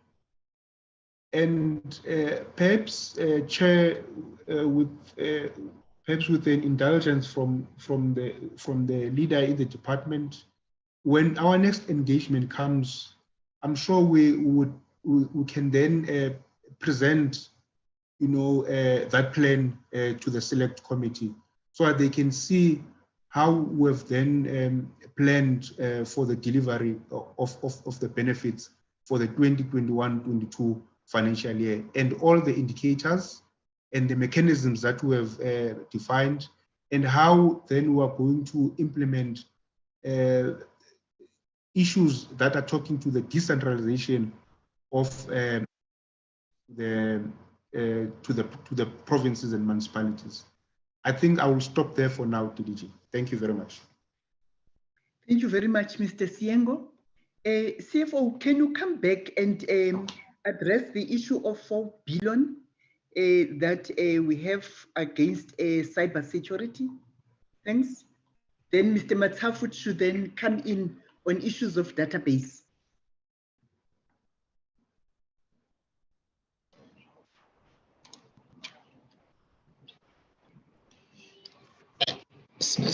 Sorry, ma'am. May you just clarify for me so that I can respond appropriately to the select committee, please?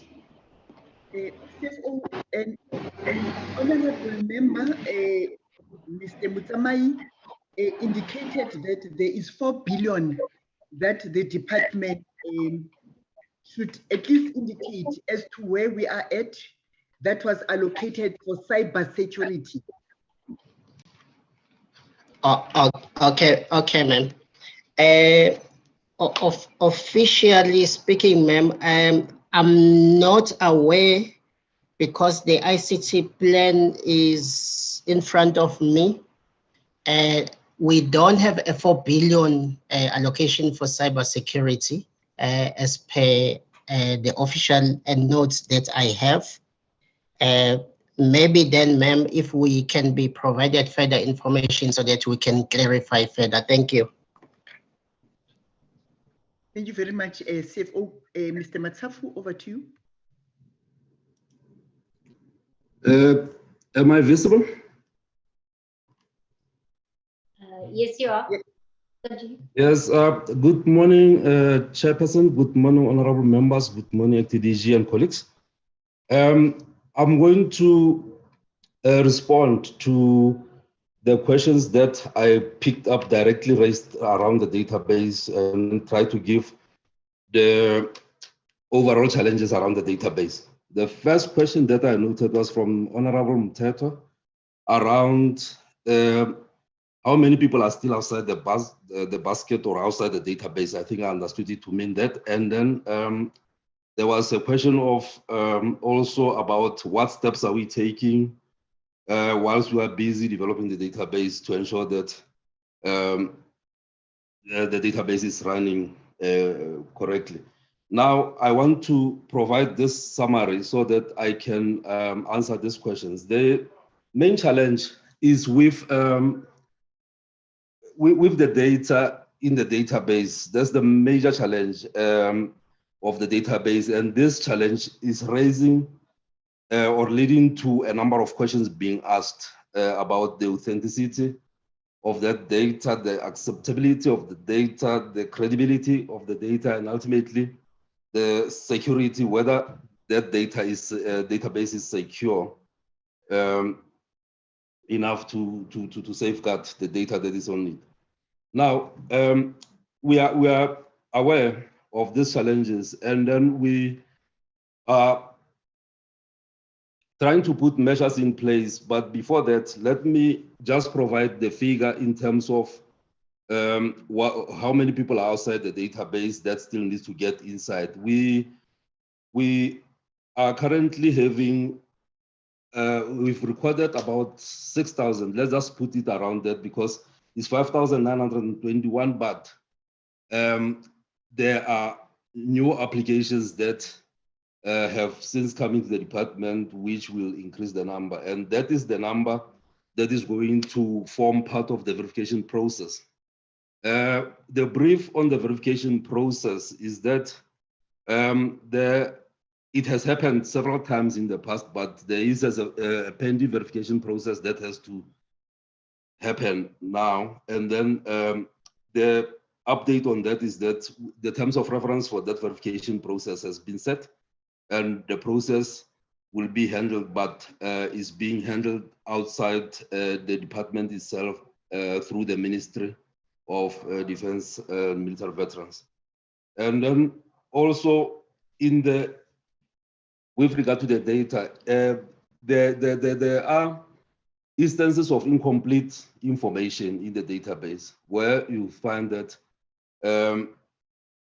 only an ID is provided, but then one doesn't know from which formation or the applicant is from, or sometimes the ID is not provided, and then only the information, but the forms are also incomplete. So there are those gaps that needs to be rectified with regard to the database, and then we are working on that. And then also the other major challenge, which is impacting the disbursement of benefits, is around the manual processes regarding to the disbursement of the benefits. We are trying to automate as much as we can in terms of the current situation that we are facing. We are using an access database. We are trying to make some of the processes automated, and we are also trying to invoke the advanced Excel features that will assist in the current situation. But this situation, we are hoping that will be addressing as the year progresses through the development of the fully fledged database using modern technology. So this challenge alone results in challenges with reporting. Because of the manual processes, there could be typo errors when people are trying to enter some figures and that. But mostly where we had automated the reporting, we've seen improvement in terms of the reporting because the manual intervention is not that much. So that is, in short, the major challenge with the database. And with respond to that question that was saying which steps are we taking, that is what I've said about trying to put segregation of duties in place so that one person cannot be a player and a referee at the same time, not registering a person or capturing a person on the database, quality assuring, and also authorizing. So we've put that in place, and then at least the processes are separated. And then also the use of the advanced features of what on the softwares that we're having currently, so that we can then make sure that the security is enhanced around the database. So we will then provide an update as the verification process starts as to how many people have been rejected or accepted, and then also on these new applications, what is going to be dealt with. I think in summary, that addresses the challenges around the database. Thank you very much. Thank you very much, Mr. Matsafu. I will then invite Mr. Musi to talk to issues of housing, SRD, education, transport, and any issue and pension. Over to you, Mr. Musi.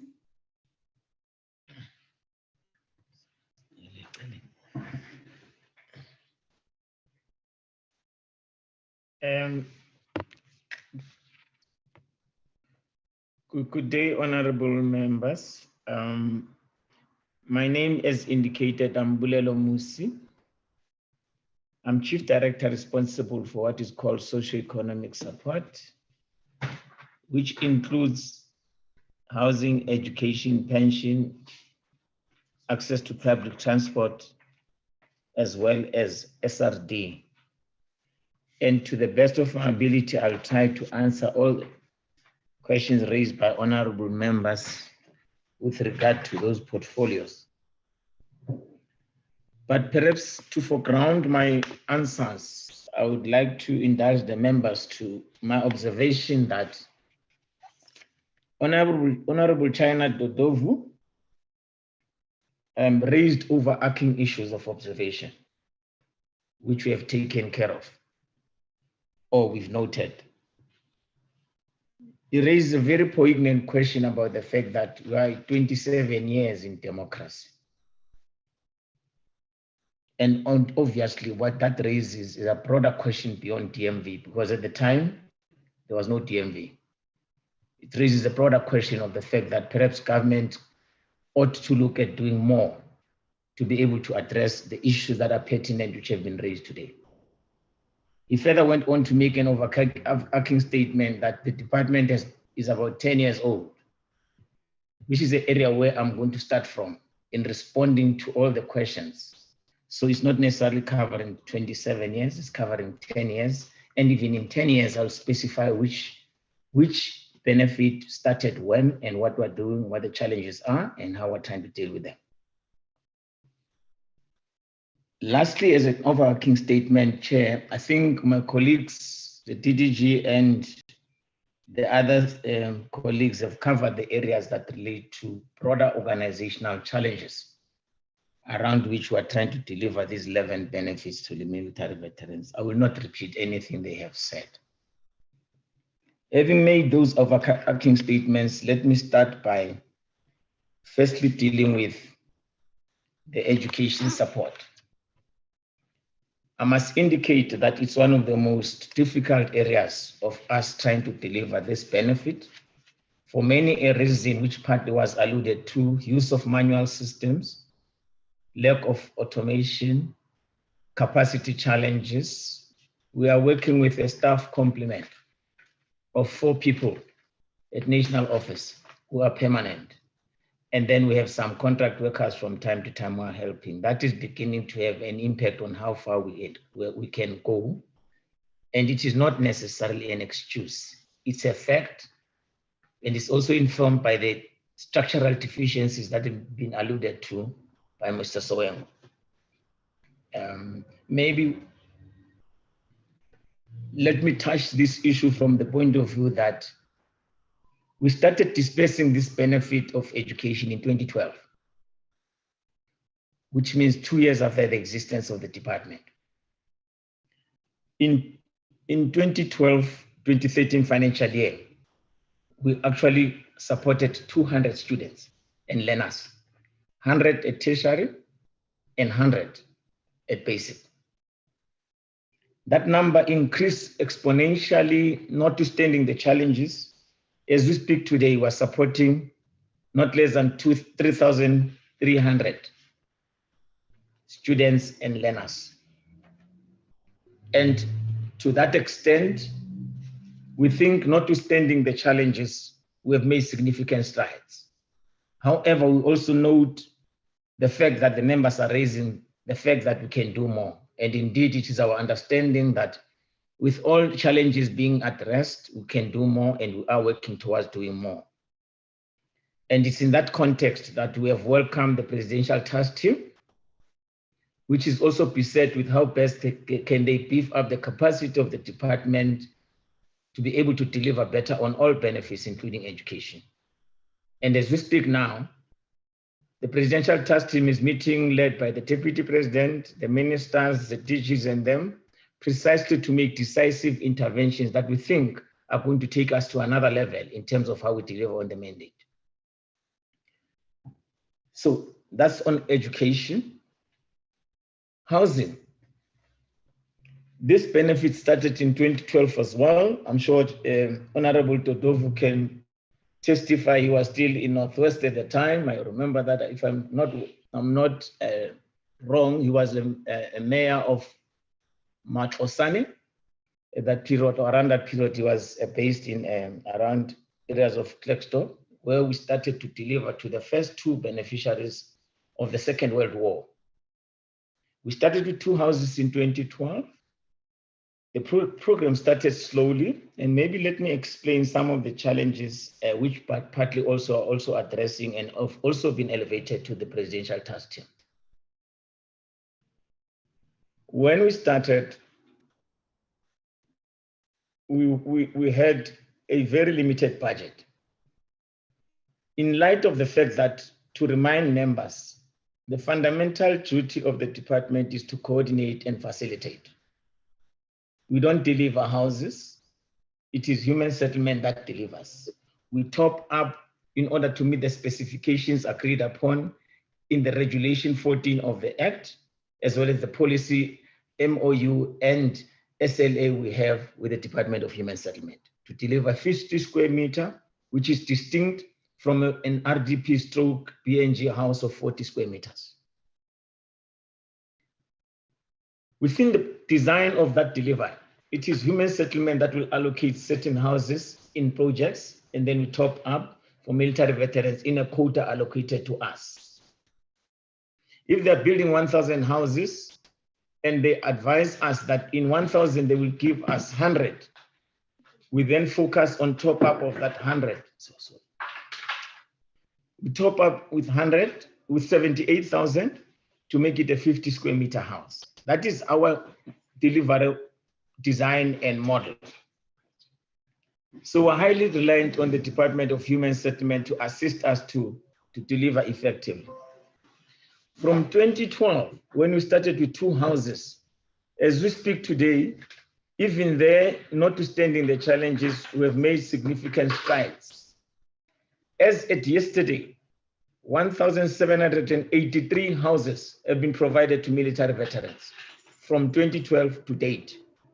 Indeed, more can be done to ensure that we accelerate. And we have had a meeting yesterday with the Director General of Department of Human Settlement and our acting DG to look at how we can accelerate during the year 2021-22, noting the fact that we have set some targets which we want to achieve in the next year. So it's work in progress, but in the last 3 years, we've seen significant acceleration of delivery of houses, and we believe we're in the right track, notwithstanding the challenges that one has elucidated. The question that was asked by the chairperson of the select committee was, do we have memoranda of understanding? Do we have SLAs? Do we have instruments that guide how we should deliver? I can answer to the affirmative. We have an MOU with the Department of Human Settlement. It was signed a couple of years ago. We're reviewing it and updating it, and we hope to complete that process before the end of March so that we codify our relationship and quantify what type of delivery we want. SLAs we also have with 9 provinces. We're reviewing them to update them to speak to the current mode of delivery. And also that process is run concurrently and simultaneously with the MOU review. Lastly, we're also reviewing the Regulation 14 to, among others, address issues that our experience of delivery has taught us. How do we look at the issue of thresholds? How do we look at issues of widows, of military veterans? How do we look at issues of offense and dependence? So we're reviewing those codified relationships to be able to be responsive to some of the challenges. But we acknowledge that there are challenges, it's work in progress, which we hope we'll be able to address, assisted now by the interventions of the President and other relevant departments, because they've come to see and observe, and we have also observed that the department alone cannot be able to deal with the multiple challenges facing military veterans with limited budget and capacities. It needs a government-wide enterprise to deal with these issues.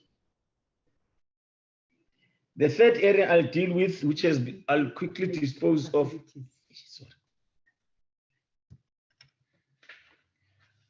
I'm sorry.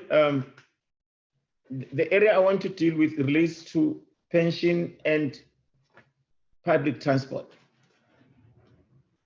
I think my colleague Sowengo has said, Mr. Sowengo has said that these are inactive benefits. They are inactive for several reasons, but one of which was the fact that we mainly are focusing on policy And we're also focusing on service delivery model, which we are actually hopeful that in the next financial year, we will beginning to pilot how we implement the two. Policy preparation is in advanced stage for both, and we're now finalizing the service delivery model. Hopefully by the end of March, worst case scenario, April, we'll have completed that process and therefore be ready to deliver within a particular policy framework and service delivery model. With regard to SRD, maybe let me, I'm sorry, Mr. Member Motsamai, you raised the issue of threshold in education. I must indicate that the issue of threshold came after consultations with military veterans formations themselves. Minister held a meeting with them in the form of SANVA and associations to look at the thresholds and how appropriate they are and aligned to the general policy of government. Members will recall that initially, the threshold for education basic level was 42,000, and then for higher education, it was 72,000. These figures were revised after consultation. As we speak now, we are sitting at 20,000 in basic and 88,500 for higher education. We also are working with NSFAS. Those who are in public schools are governed within the ambit of the policy of NSFAS around free education. And indeed, this is work in progress. As I indicated, we have made significant numbers in that direction. But we are, however, still sticking to the threshold as agreed upon in consultations with various stakeholders. It was not necessarily a unilateral decision of DMV. It was consultation with the departments, the relevant departments, and military veterans formations that made us to be in the threshold we're in now. And from time to time, we engage with military veterans to explain to them why we are doing things the way we do them. The issue also was raised on the SRD. Let me indicate that the SRD is not a benefit stipulated in the 11 benefits of the Act. It came as a ministerial directive after observing the dire situation facing many a military veteran because of high levels of poverty, unemployment, and socioeconomic challenges. What then happened was in 2016, 2017, the minister said, in order to address the dire situation of military veterans, we must introduce a creative way of dealing with the challenges.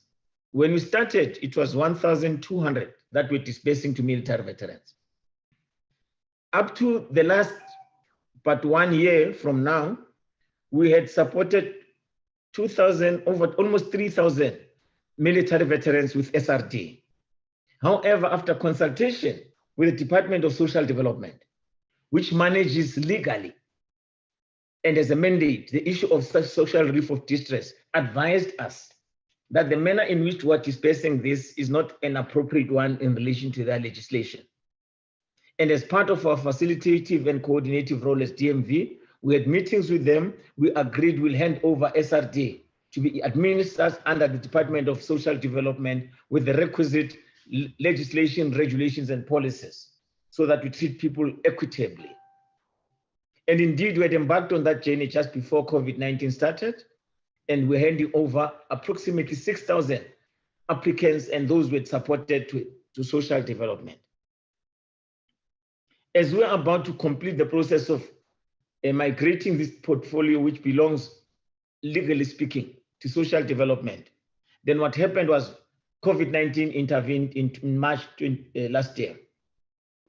And the Council on Defense met and said, given the situation military veterans are facing, with the intervention by the president to say they will give poor South Africans 350 rands, let's look at how we can top that money up for military veterans, at least to give a semblance of treating them in a special way as they ought to be. And indeed, after the Council on Defense in May gave us a mandate, We then agreed that we'll go back to 1,200, but we'll be topping up with 850. SASSA will give 350. We put systems in place, and then we're able to start actual disbursement in July last year. As we speak now, we've been able to support not less than 450 military veterans. We have disbursed not less than 4.9 million rands as top up of 850. We now have had another situation where it was felt that those who are rejected by SASSA for whatever reason should also be looked at, who are finding themselves in dire situation. And in that context, we then engage with military veterans through the Presidential Task Team to say how do we deal with people who are falling in between the cracks. The latest report we have in that interaction with the Liberation Struggle War veterans, there are 600 who have been identified, who have been processed to be checked with SARS and other agencies so that we're able to make sure that we provide for them as well. And money has been allocated, set aside so that as soon as we have done the due diligence, we're able to pay. So we are foreseeing an increase of SRD provision once it is being handed over at an appropriate time to the Department of Social Development. Lastly, on my side, it is about invasions. The chairperson alluded to the fact that there's challenges on invasions, and there's apparently no integrated strategy to deal with the issue of invasion. I can advise the members that as part of our bilaterals with the Department of Human Settlement, we have developed a strategic framework to deal with invasions, and we have tested it in other projects, and it's working. Some of the elements of that strategy are that invasions happen when there is a delay between an allocation and the house is there, and people see opportunity to take it. Now we have designed the way we deliver that if Mr. Dodovu is going to get a house, we actually at the stage of an ERF say, this is your ERF. When you start building, he knows that this is going to be my house. We inform associations, they assist us to protect it until Mr. Dodovu and his family get into that house. I can say we've been able, through that strategy, to prevent invasions in Palm Ridge and many other parts of the country. Where invasions have happened, we're engaging to reverse that trend. And as we speak now, working together with the Department of Human Settlement, we are dealing with the issue of Alu Ridge in KwaZulu-Natal. We are dealing with the issue of Lukanji in the Eastern Cape, and we have an approach and a strategy that advises us. We're working together with military veterans, and this is going to yield results that we think are positive because we're finding each other on how to avoid these invasions. So there is a plan and a strategy. We're rolling it out. Of course, if there are limitations, we'll beef it up as we move along, just to assure the members. Relation with municipalities, indeed, it's an area that within the context of the intergovernmental relations framework is an area that we've observed ourselves that we need to tighten to actually improve. As we speak now, a meeting is scheduled with the CEO of SALGA, with our acting DG, to deal with how we can relate to all the 278 municipalities in the country, utilizing SALGA as an instrument to assist us. So we are working towards strengthening relations with local government. However, it should be understood that with the limitation of capacity in the department, we may not be able to effectively deal with each municipality. What we've done now in that context is to tap into what is now the district delivery model, where we work with,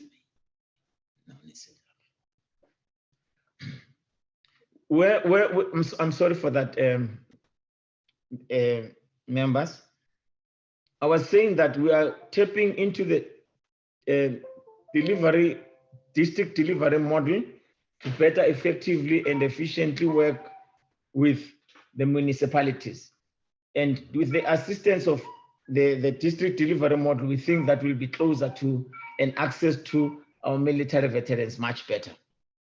Lastly, on my side, Chair, let me say that we have noted the challenges you brought to our attention and the observations, and as we move along, we'll improve in line with considering your recommendations. Thank you very much. Thank you very much, Mr. Musi. I'll then invite Ms. Mungalo to address issues that relate to health and wellness benefit. I do want Chair to indicate that Ms. Murolo, who's the Chief Director in Health and Wellness, is also in the meeting. Over to you, Caroline. Can I just interject for a moment, Ms. Mafu? We are also running out of time. This meeting was scheduled to end at 12:30. Can I propose that you try and just give us more of a higher level summary in your responses? I know while we're benefiting from this interaction, but then I would then move towards trying to summarize and close the meeting. But if you could please just be quite high level in terms of your responses. So yeah, thank you. Thank you very much, Chairperson. Caroline, high level, please. Good morning, honorable members. Good morning, Chair, and thank you, Chair.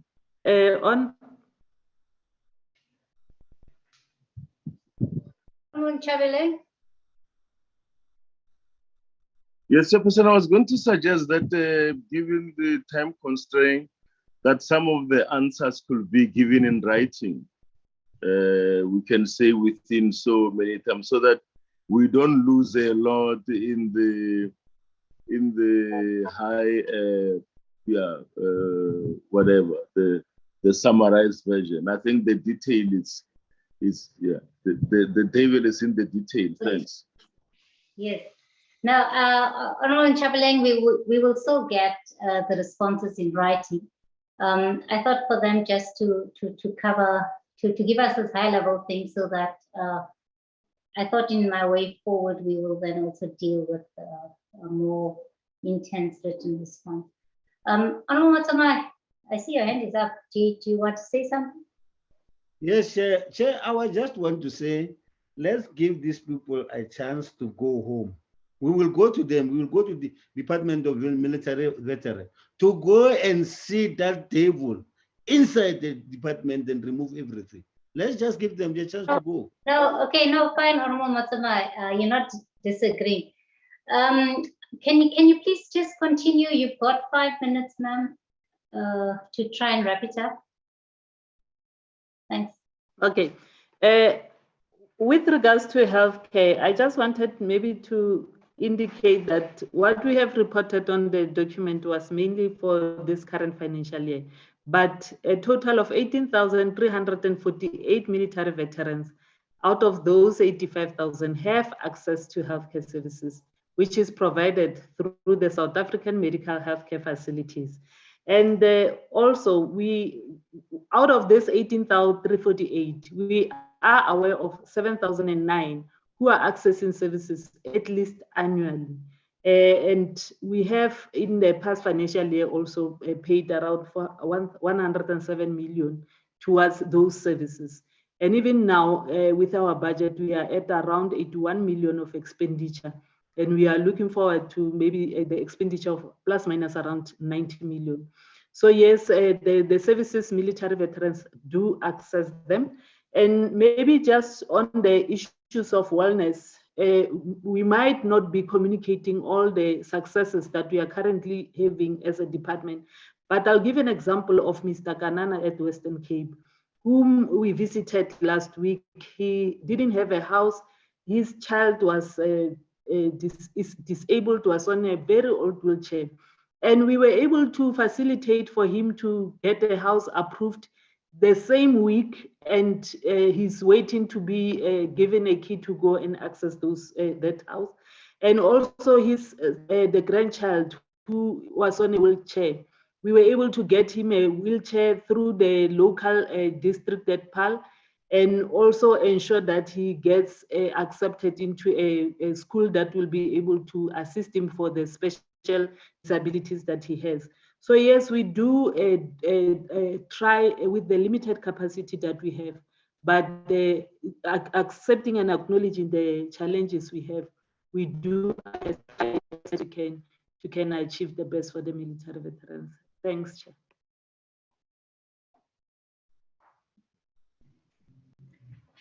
Thank you, Ms. Marco. Ms. Marco? Back to you, Chair, acknowledging that the areas where we didn't respond, we might submit a written response within 14 days, if you permit, Chair. Sure, yeah, we will do that. Let me just thank you, Ms. Marco, and your team. I think all members, given the time constraints, we also won't do follow-ups, but we'll allow for the department to give us their responses in writing. But also I allowed you a lot of time to speak, Ms. Marco and your team, because I thought it was important that we get the necessary information and explanations from yourself. However, you know, when we requested a presentation from the department, we were not prescriptive, you know, to say we want your 2021 figures, which you chose to give to us. And while you indicated that it was a difficult year because of COVID, I think what is coming through in terms of your explanations are the actual work that you've been doing over these 10 years or so. And hence these cumulative figures are actually quite important, and it gives us a better reflection in terms of what the department has been doing and what you've been achieving. But we also note that while you're dealing with these prescribed benefits, which are prescribed in law, to deserving military veterans, you do have your own challenges as a department, and you are in some areas falling short or failing in the provision of some of these benefits. And I think based on some of your explanations, and I'm sure when we do get some of the information in writing, we'd be able to have a better assessment in terms of the progress that you're making, especially in the areas of healthcare and education. But also in terms of your presentation now, those challenges, as well as the questions asked by members, the challenges around housing, around employment, they're still a huge concern, but I think the information you provide us in totality would also allow us as a committee to have an idea of what is going on. And clearly, I think very central to a lot of your problems in terms of delivery of the benefits to military veterans is the challenges that you have around your database. And I think this is also an important area that you need to focus on. But I think what is important to us as members of Parliament and as members of the Select Committee is that I think it's important that our military veterans who have been through a lot in their lifetime actually benefit within their lifetime. And I think this is what members have been saying. So these challenges that are being experienced by the department needs to move towards being resolved. I think that we've agreed that there are unanswered questions or areas where we need further written information and more details on some of the plans where you've also committed you have other plans that you would provide to us. And I think we'll make a follow-up on this with yourself. And our members, I think we will continue our oversight over the department. I think it's important for us to monitor also the areas where there's a need for cooperation between the department and other government departments. Because at the end of the day, I know we want to see more improved coordination, but more importantly, we want to see service delivery. And I think we are the National Council of Provinces. We intend doing more intensive oversight of these benefits that happen in the provinces. And in terms of the presentation made, and I think in terms of our engagements at the level of provinces, I think we'll also get a better understanding in terms of what some of these blockages are and what some of these challenges are at the level of provinces. And indeed, honourable members, we will engage the minister so that we also ensure that there's executive accountability. I think that is what is required also in terms of the constitution of the land. Let me just take this opportunity then to thank the department for providing us with this information and for the other information you will get to us. You said by the 15th. We will await that information. Let me also then thank honourable members of the Select Committee, as well as Honourable Nchabileng, the co-chair of the Joint Committee on Defence, for your participation in this meeting, for your deliberations. I think we are a lot more entitled, a lot more enlightened in terms of the discussions and the information that has been shared to us. And let me thank you all once again very much, and I'll dedicate this meeting close. Thank you. Thank you very much, honorable members. Thank you, colleagues. Thank you, ma'am. Thank you, Chairperson. Thank you. Thank you, Chair. Honorable athletes.